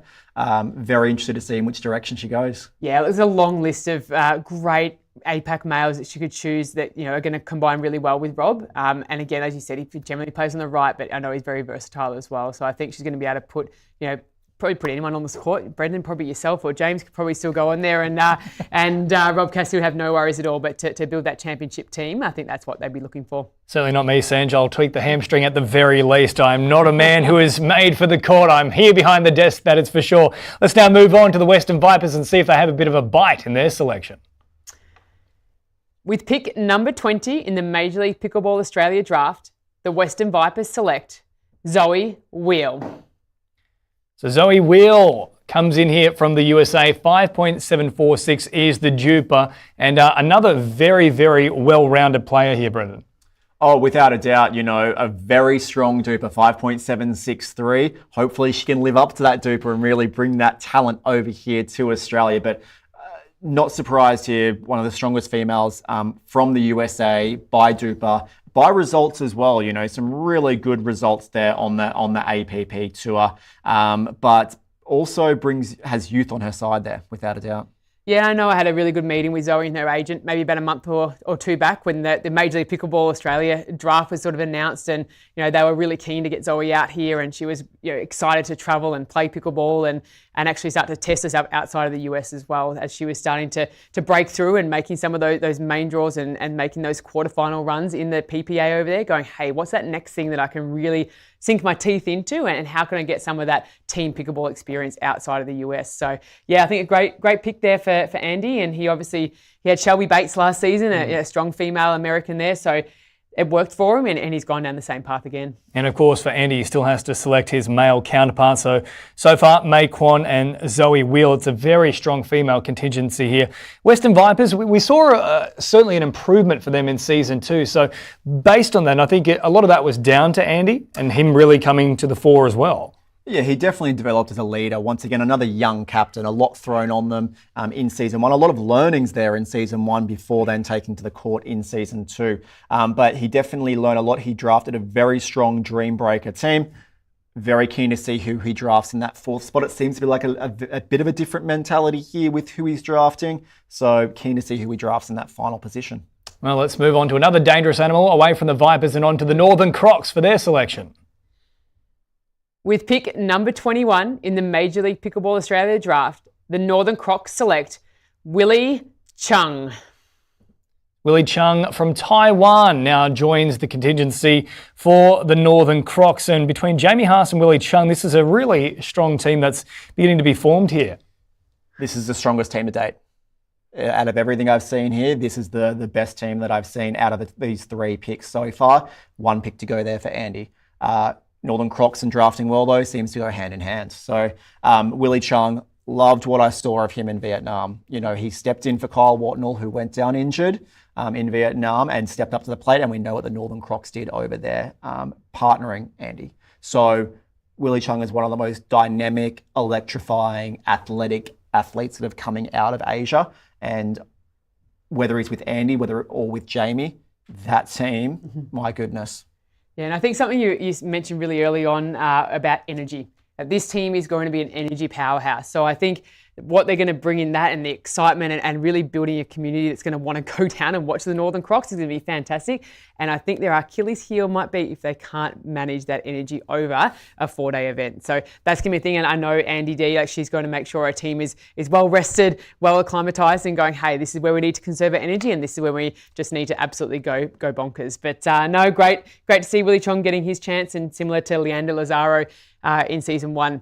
Coming in as a substitute, an alternate, and then getting drafted the next season. So just showing that those pathways are there for athletes. So even if your name doesn't get called tonight, that may not mean that you don't play. You come in, be an alternate for one of these events, and get picked up later on through the season. It happened time and time again, and again, that just shows the work and shows the commitment of those that may have just missed or just been off the pace, that can come right in and almost be at home in Major League Pickleball. And Sanj, not just alternates, our Challenger draft also just a few days away, so there's a whole other level of these great players that are coming through who might not get selected here today, but that's certainly not the end of their careers. No, absolutely not. We've got 8 teams in our Challenger draft, so we've got our 8 captains, and with 24 selections happening on Thursday. So that's just with Australia and New Zealand players. So we're going to see 32 players from Australia and New Zealand selected into our Challenger level.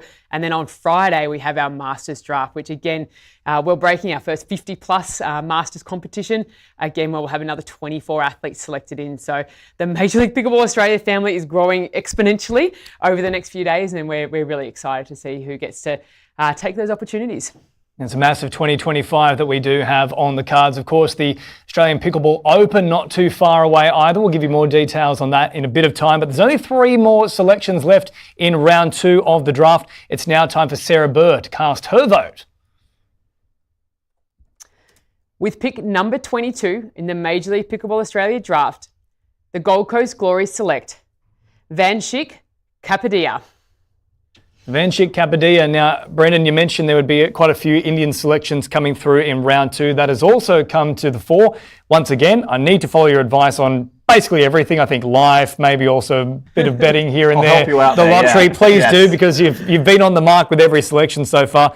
But what can we expect now that this team is starting to take quite a nice little shape here? I know you've just mentioned the Northern Crocs as maybe having the best lineup, but between Sarah Burr, Thaddea, and now Van Schick, well, I think they've maybe got their measure. I agree. I think Sarah, equally to Andy, is drafting probably the most solid or the second most solid team here. And with the fourth or the last pick coming up here, Sarah has a US male option there as well. So look out Gold Coast Glory in 2025. In the season 2, we saw her draft probably what was called too much of a defensive team. It was the team of 30 plus, but it was also the defensive team. It's a different team. It's a different drafting strategy from here right now. Van Schick, like Willie Chung, is one of the most electrifying players coming out of that region. So, and I know Van Schick will be absolutely thrilled with this. We haven't seen him in Australia yet. So once again, to have him on our shores, he brings that youth, he brings that energy. Geez, I'd love to see Van Schick and Willie Chung on the opposite sides of the net. That'll be so exciting.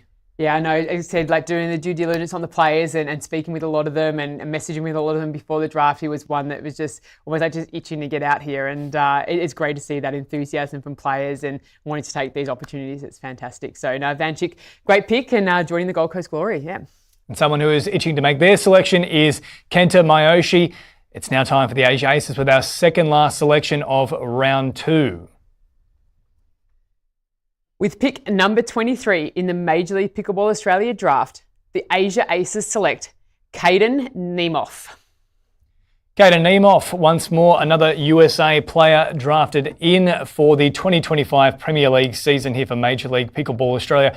Once again, a really strong duper rating as well, Sanj. This is another exciting player. Yeah, and this one actually doesn't surprise me with Kenta. Kenta's spent a lot of time in the US over the last sort of 12 to 18 months, really starting to craft his game. And I know he's done some work and really worked on players before he even knew he was going to be a Major League Pickleball Australia captain. So, no, Caden's a great selection, and he would know his style of game. He'd know how he plays and what that chemistry is going to bring to his team. So I think it's a great selection. And, yeah, you've got a really, really strong male pairing there with Kaden and Kenta. Brendan, one more spot here. Female to come. Do we like how this one's shaping up as well for the Asia Aces? Interesting without a doubt. Obviously, Caden's going to bring youth, only young, 23 years old, I believe, but also with that youth, a lot of experience as well from the US scene. And we've seen those players that have developed their skills in the US just come with a little bit more polish perhaps at times, rather than where the game's being more new, and especially throughout Asia. So once again, an exciting US name to bring to the Australian shores in 2025. We've seen a number of them over in 2024, but we're seeing more youth this season. Last season we saw Wes Gabrielson, Shelby Bates. We're bringing Kaden Nemeth, Lauren Mercado. These are young. We're seeing a real shift here in the pattern from experience to youth. Well, it's a trend that's, I think, started even earlier than that. Maybe the beginning of season 2 was also part of that shift maybe towards a bit more youth. You look back at season 1, Coco Lococo, for example, playing in one of our more mature players. All respect to Coco, great player on and off the court. But you're right, there has been a real trend to getting those younger players. And you look at the Eastern Rush, for example. I mean, the average age is 20 years of age? It's incredible stuff to see. So just recapping the Asia Aces here, it's Aiko, Yoshitomi, alongside Kenta, of course, and then Kaden Nemeth. So one more spot to come. Outside of that, Brendan's probably looking here at Gold Coast Glory and the Northern Crocs as having drafted perhaps the best 2 so far, you'd say? Right now, with the 3 players, Eastern Rush is also up there in surprise factor. I think so far they'll have ups and downs. They'll be at the highest of highs, but we'll see if they can maintain that. But I think Katie needs to draft a level head, a very mature player from the US in her last pick. But I'm excited by the Eastern Rush as well. We'll see if Katie can, of course, approach things with maturity. Someone who has been maturing by the second because he's had to wait quite a while since his first selection is Aaron Blitz, the captain for the Melbourne Mavericks. He has the final selection of round 2. With pick number 24 in the Major League Pickleball Australia draft, the Melbourne Mavericks select Sang Wen Huang. Sang Wen Huang out of Taiwan. Now, don't let the duper fool you. A very, very tough competitor, this one, Sanj. Absolutely, and we're going to go with her affectionate name of Albie here to make it a little easier on the commentary booth, and she would very much appreciate that too. So, no, look, again, and one of those ones that I know was on a number of captains' radars. Again, one they said, look, just don't mention that to anyone else. I want to keep that one under wraps, but again, she has played not just a lot in Taiwan. Again, another great female athlete coming from Taiwan. We see so many of them in the past come through there. But again, she's spent a lot of time playing in the US too. So she's travelled, she's played. And again, I think it's really clever from Aaron. Again, knowing that you've got a seasoned player, but a seasoned traveller as well. So I think he's starting to build out with obviously the youth of Nicola Schuman, going, hang on, this could be a really good combination to put together. And chemistry is such a big factor here, Brendan. We look at, for example, the Eastern Rush, who are still, of course, requiring that final selection there to maybe get a bit more experience into the four there. But I think Melbourne Mavericks, straight away, they've gone, no, chemistry is our focus here. It's not necessarily who I think is going to, win in a dream breaker situation. It's how do I build the best team that's going to complement one another?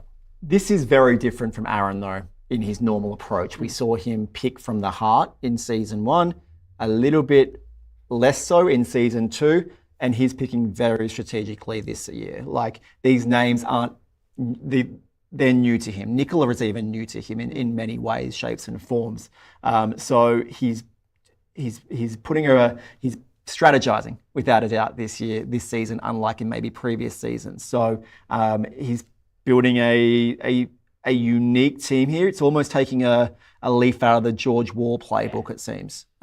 Perhaps very different to what he would previously do. So very excited to see what he does next. Yeah. The other thing I love about this selection too, Elby, she played college tennis. She knows how to play competitive team racket sports. And I think we saw from previous, like Andy, we've seen some Adela Bonner, Rose Van Riet, these that have played college tennis really know how to come through and actually put great teams together. They know how to work together. And I think we've seen that it's been a real attribute for players that have come through that pathway. Well, that concludes round 3, or should I say round 2 of our selections. It's now time to move on to round 3, though. There's no break this time around. They're all coming in. Our captains are on board. And, of course, with our snake draft, changes up a little now. The Eastern Rush will have the selection here through Katie Hart. Let's see how she completes her team.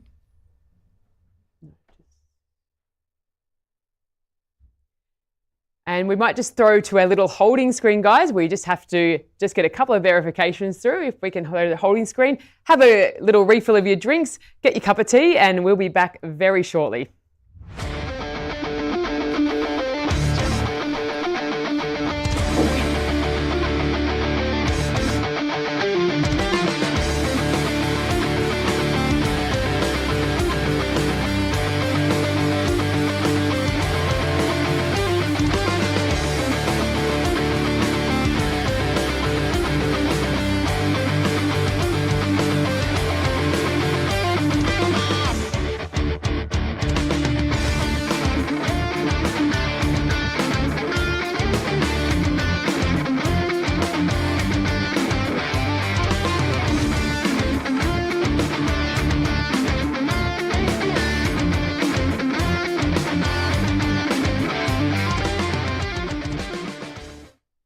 Welcome back to the Major League Pickleball Australia 2025 Premier League Draft.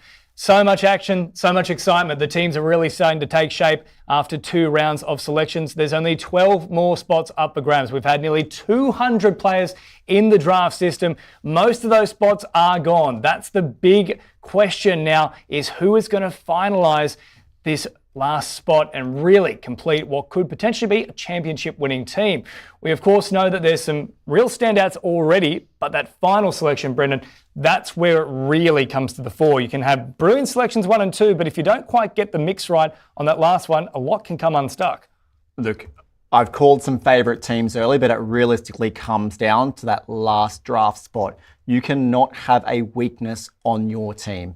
And as the list starts to dwindle down, it's really hard, as you know, with the talent necessarily going off the board, essentially. So very interested to see where these final spots go. This is what's going to make or break lots of these teams.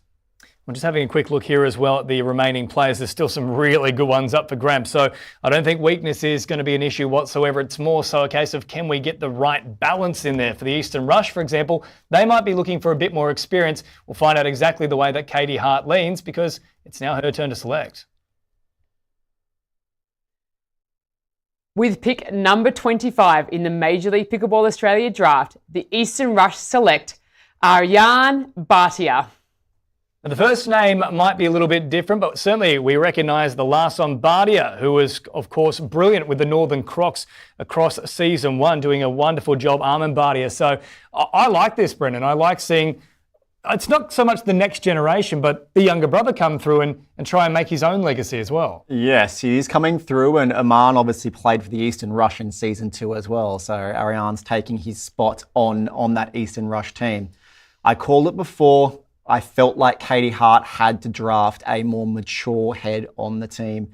They've drafted young, I think 22 years old from India, only a year older than Katie, or maybe the same age. Katie might be 22 this year as well. So this is a very interesting tactic and play by Katie and by coach Mike Newell, who has obviously been the coach of the Eastern Rush throughout 2024 and does a lot of work with Katie Hart.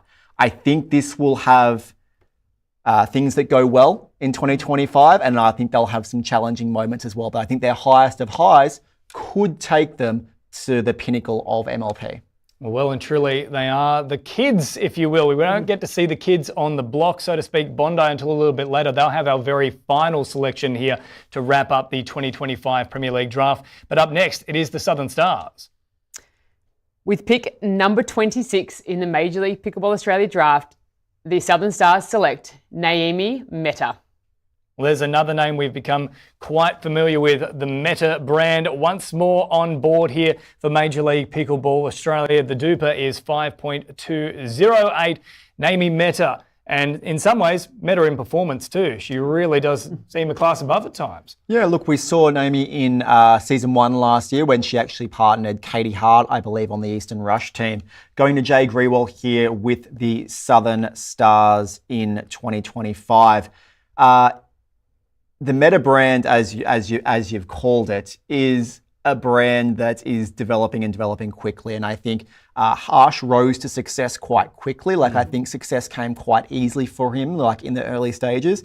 Naomi's had to work a little bit harder for that, but I think we didn't see her in season 2. But I think as a player, she's really come a long way in the last 6 months, hence why she's actually being drafted here by Jay and the Southern Stars. So we've got 2 complete teams now, so very interested to see where this continues to go.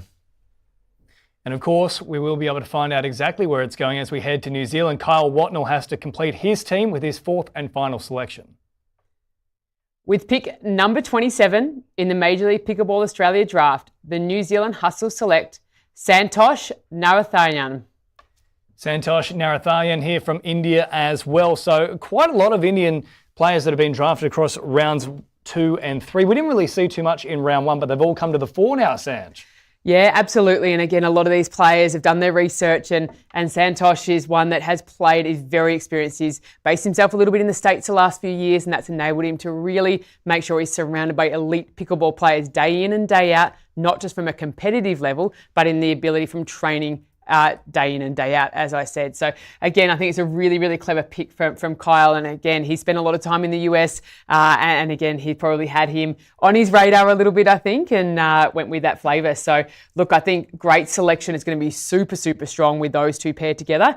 Curious to see how they run the mixed pairings in this, but I think we're going to see firepower on every part of the court. And often we have seen some big personalities coming from India as well. Yuvi Ruya, for example, back in season 1, really encapsulated a lot of love from the fans who were coming out and watching things unfold. And I think this is another player that can really just capture some magic here. Well, the Indians are such charismatic people, aren't they? They wear their heart on their sleeves. You know when they're feeling good, you know when they're feeling bad, you know when they're really excited. So this is a real interesting pick. I think Santosh was actually on the radar of a number of these captains that were hoping to get Santosh in this last draft spot. So I imagine there's a few disappointed captains out there that have been pipped at the post here by Kyle Watnell.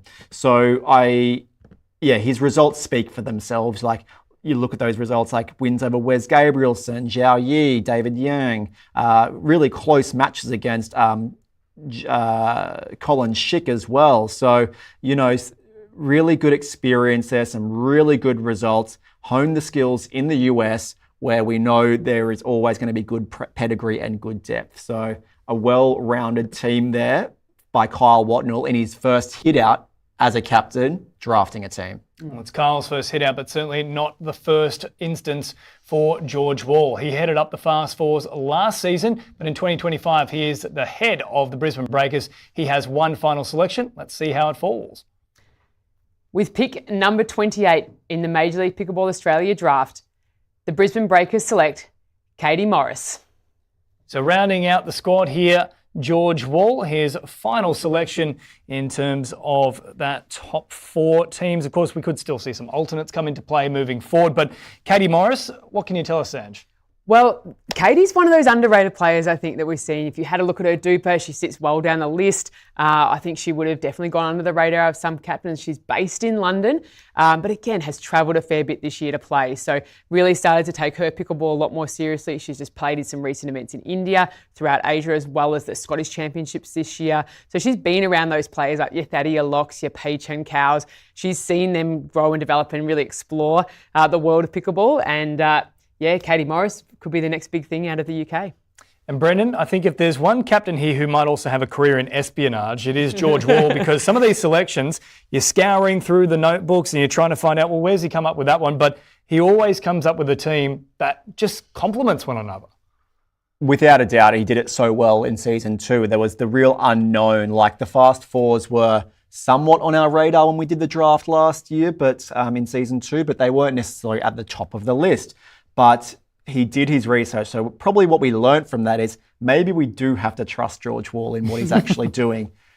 But is there a line that you cross, between brilliance and greatness? And, so I'm very keen to see how this actually all plays out for him. 3 very unknown names to most of us on this desk and probably to the Australian community without a doubt. So, and the APAC region. So very keen to see. He's done it well before. Let's see what he can do in 2025.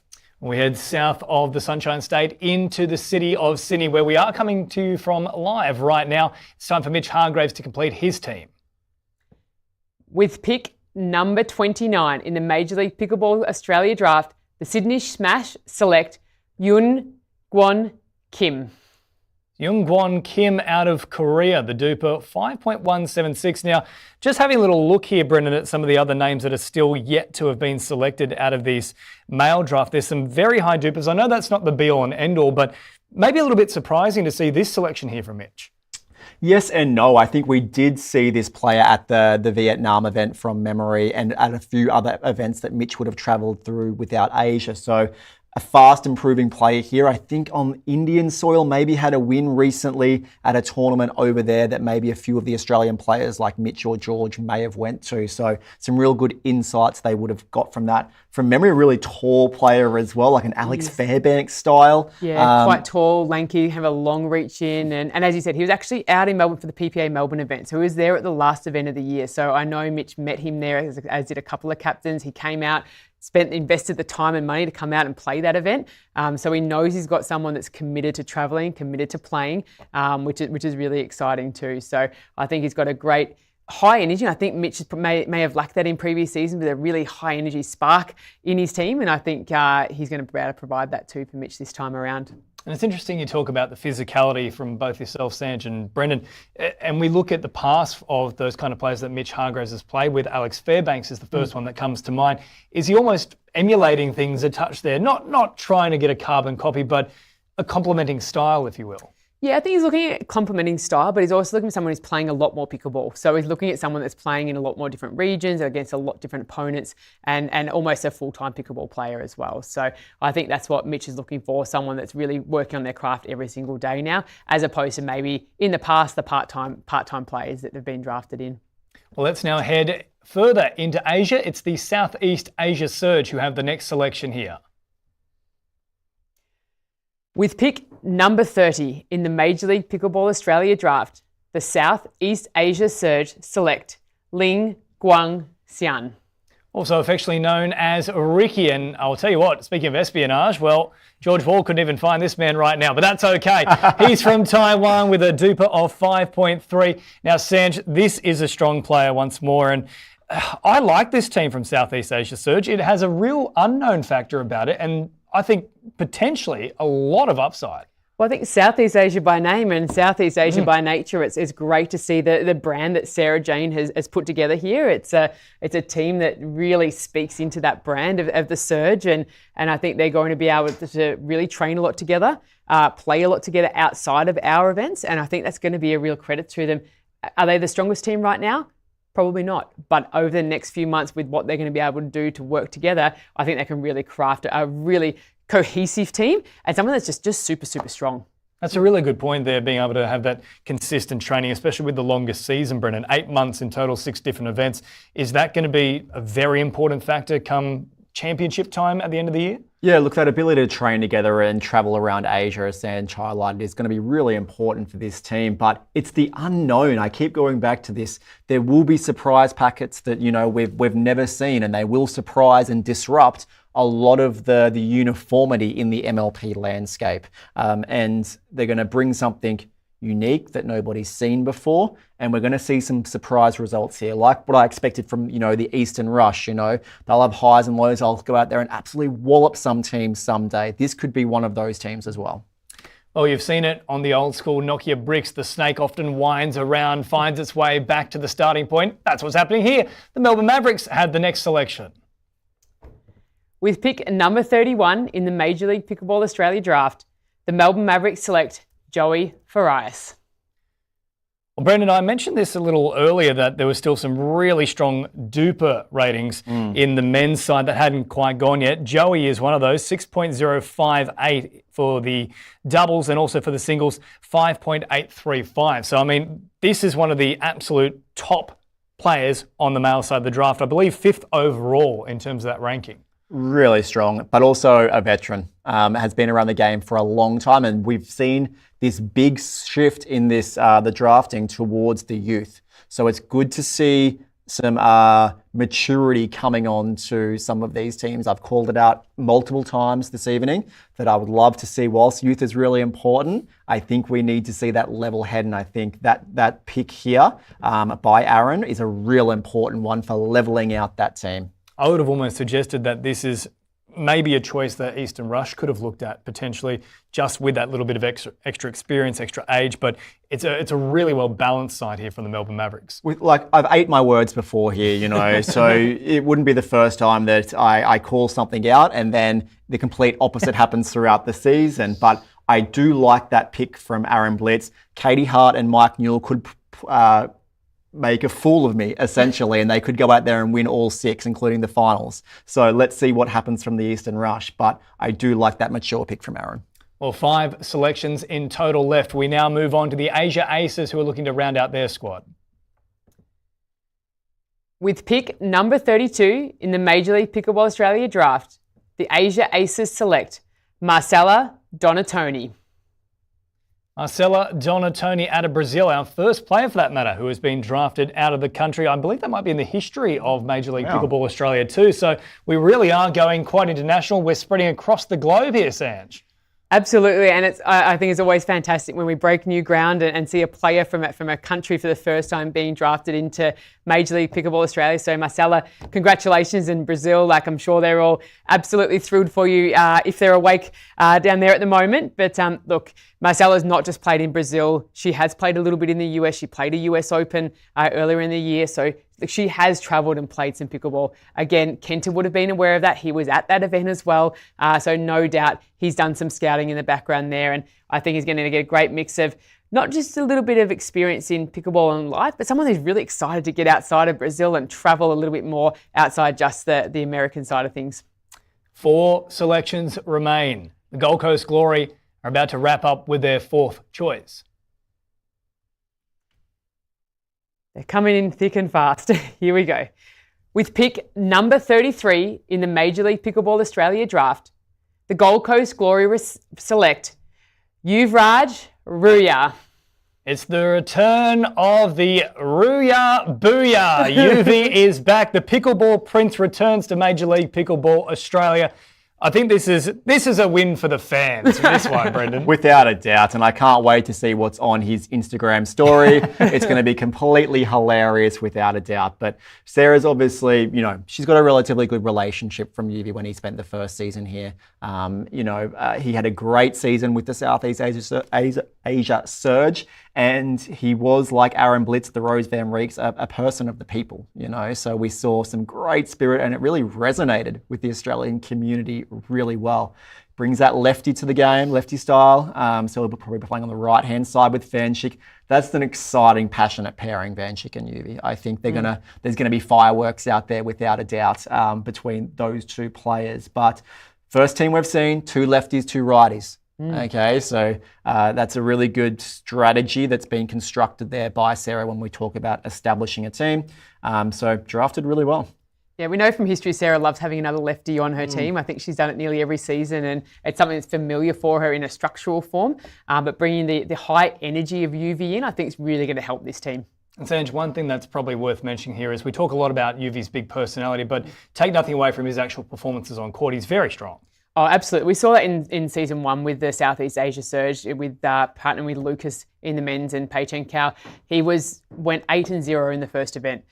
So he knows how to hold. He played in the Gold Coast with Kyle Yates. They won the event on the Gold Coast. So he's got some absolute game and is really going to bring it. Probably more so on the double side than the single side. But again, if you don't need to get to a dream breaker, who needs a singles? Well, I can't wait to hear, yo, what's up, my peeps, from UV himself. But I'll tell you what, yo, what's up with the Northern Crocs as we head into Queensland? With pick number 34 in the Major League Pickleball Australia draft, the Northern Crocs select Bryson Haas. Bryson Haas, the man that can certainly smack a pickleball, that's for sure, out of Hawaii, and he brings the power game, Sanj.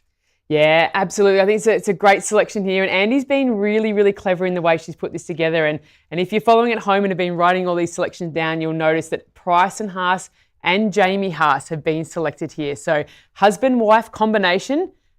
Again, have to check my record books that this could be a first here for Major League Pickleball Australia. So let's hope the chemistry remains on the court. But again, they play a lot of mixed doubles together as well. So she's thinking really clearly here, which means I would imagine Andy be looking to play with Willie Chung for the mixed doubles, and that will be the way they would structure their team as a basic formation. But who knows? Things can always change, and maybe a little bit of change in the flavour is always good as well. So now great to see, and Bryson's travelled out and played on the PPA Tour last year, and again, one of those athletes that's been able to get in front of the captains enough to give them confidence to select.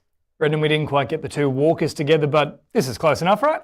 We've got 1 pair together, so that's the main thing. That's great to see. And was able to, as Sanj said, present himself and showcase what he can do in 2024 on the tour. He played a number of PPA events across the back end of last year and had some really good results, highlighted here in Gold Coast, like had a win over Mitch and Amelia, Sarah and Roman, Yushay and Jason Taylor, Ollie and Jasmine. So some really good wins there, without a doubt. So also was the coach of the Asia Aces last season as well. So obviously has that ability. I'm not sure if Andy has established a coach for the Northern Crocs yet, but to also take on that role with the team as well, which is important. Well, look, it's a great team that has been formed. Of course, the captain, Andy Dikasavljevic, and then also just taking a look at the selections here to round out that squad, Willie Chung, Jamie Haas and Bryson Haas. So looking very strong indeed.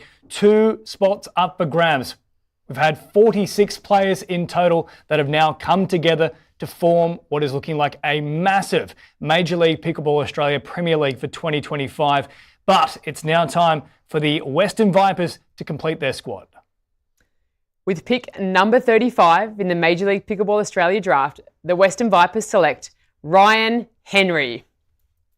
Ryan Henry is in. We haven't seen too many homegrown favourites of late, but here's another one from Australian shores. Now, Ryan Henry, I think this is a great example here of casting your mind towards a bit more of that experience, a bit of maturity to round out the squad. Well, it's a young team to date, and Andy's very familiar with Ryan. They played last season together. So good to see a somewhat veteran of the game in Australia. He brings such maturity from both his experience in pickleball, but obviously tennis as well, bringing to there, and also the experience with Andy. So I'm not going to say it's a surprising pick by Andy, but the first time we've seen 2 APACs, maybe, or maybe Southeast Asia surge as well, sorry. So interesting. But familiarity there. Andy drafted a Dream Breaker team in season 2. He's got himself, Ryan Henry, Mehae, who also plays a really good singles game here. Maybe it's the same approach he's taking. Yeah, I think he's got some firepower on the singles side of things too. So, and again, with a longer season, figuring out those combinations, maybe there's a little risk in the double. So he's like, if I can get it to that point, I've got a really, really good team here when they go head-to-head. Worth mentioning too, Ryan is actually the final male player that can be drafted now. So for the Bondi Pickleball Club, our newest team on the cards, they have one more female slot up for grabs. Let's find out exactly how that's going to plan out. I'm going to throw a curveball at you there, James, but no, it is going to be a male selection to finish us off. So, my apologies, I've read the wrong line. That's all right, and that's why we have a few of us up here. And I think there might have been a few males out there just a little bit worried there, but no, we have the final pick of the draft. So with pick number 36, the Bondi Pickleball Club select Mehae Patel. Mehae Patel, yet again, another Indian compatriot here to join the Major League Pickleball Australia Premier League for 2025. And gee, I'll tell you what, between India and the US, we've really upped the ante, I think, across this particular draft. Yeah, without a doubt. And this is a really strong, this is the best 3rd round pick I think we've seen on the board. I'm going to call it there. Rose drafting Mehae he's had some great results in 2024 and prior to that as well, but predominantly plays alongside ex-MLP player Isha Lakhani in mixed doubles, but had some great results on the men's doubles court last year. May have even partnered Kim in some men's doubles titles last year in India, but I really like this team from Rose Van Reek and Bondi Pickleball Club. I said it was going to come down to this last pick, and I think she may have tipped me there. Yeah, I know Rose definitely saw Mehae at the Vietnam Open earlier in the year, competing against him, and then in a couple of events that she's played over in India as well since then. So no doubt formed a good bond as well, knowing that, you know, it's the right chemistry and the right type of player she wants, not just in skill level, but in what that chemistry part can bring to the team as well. It's a terrific sign that Rose has put together here as a debut year, a debut season for the Bondi Pickleball Club, and also her first time completing a draft as a captain. I think she's done a wonderful job. So just recalibrating here this side, it's Mehae along with Paula, Rives, Paula, Rob Cassidy, and then Rose Van Reek captaining the squad. So I'll throw this question to both of you. Who do we think is drafted the best? If you can, give me a top 3. I would probably need more time to actually look over this, but I know you're not going to give me any more time. But look, interesting of how this has unfolded this season. It's a very different approach. I think we've seen a lot of youth come into the landscape, which we haven't previously. And that's just a sign of where pickleball's at, you know. The youth are now getting involved in the game, whereas, you know, previous years they hadn't been, you know. So the sport is really evolving, especially through Asia. And we can see that by a number of the APAC picks here and the strength of the Indian country there with the number of picks that came on the board late, not in round 1, but in round 2 and 3, we saw a real shift to that Indian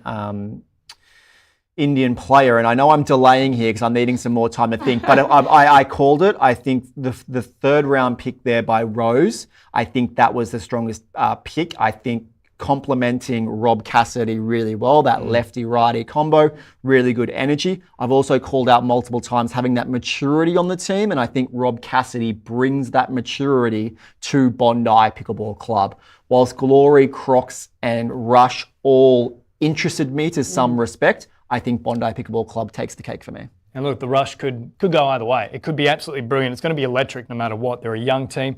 Sanj, I've got to throw it to you as well. I know you're the league commissioner, but who's impressed you with these selections? Look, someone that I actually think has really impressed, and maybe you might not look at it straight away, but I actually think Mitch Hargraves. I know we said last season that Mitch had been the one that sort of put together a great team, maybe didn't have the success, but I think he's really changed his tact with bringing some high energy combined with experience, and then again, just keeping that consistency, the local talent to develop with B Massey. So I think Sydney Smash can be one to really watch throughout the season. It may not be that first event, but I think by event 2 and 3, we're going to see the Sydney Smash really come into their own.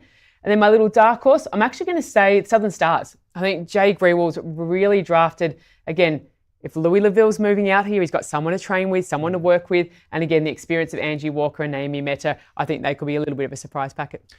And I'll just add in, Never doubt George Wall. We've learned this. So whatever he's done here, let's trust it and let's see what he can deliver in 2025. Well, that's the big one. Can George Wall indeed break down a few of them and once more rise to the cream of the crop? But Sanj, of course, our first event, you made mention of it there, it's in Tweed Heads on April 3. So a lot of eyes there. But before we get there, there's the Australian Pickleball Open just around the corner. Absolutely. We're only about sort of 3.5 weeks away from the biggest event on the continent. Partnered with the UPA, PPA USA. We've got a number of top pros coming out. So the likes of Tyson McGuffin, Jesse Irvine, Gabe Thaddea coming out to compete against these players that have just been drafted. So an amazing event that's going to be Melbourne Exhibition Centre.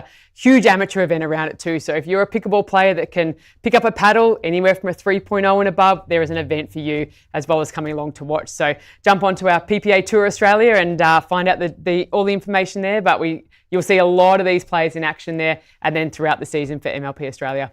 Well, we can't wait for all the action to begin. Of course, the Australian Pickleball Open not too far away, just a few weeks, and then we get stuck into the Major League Pickleball Premier League season for 2025 in April. Been an absolute pleasure having your company. Brendan, thank you so much. Sanj, thank you very much. And thank you very much for watching along as well. I hope you've enjoyed all the coverage and strap yourself in. It's not too far away for our first event of the year in April.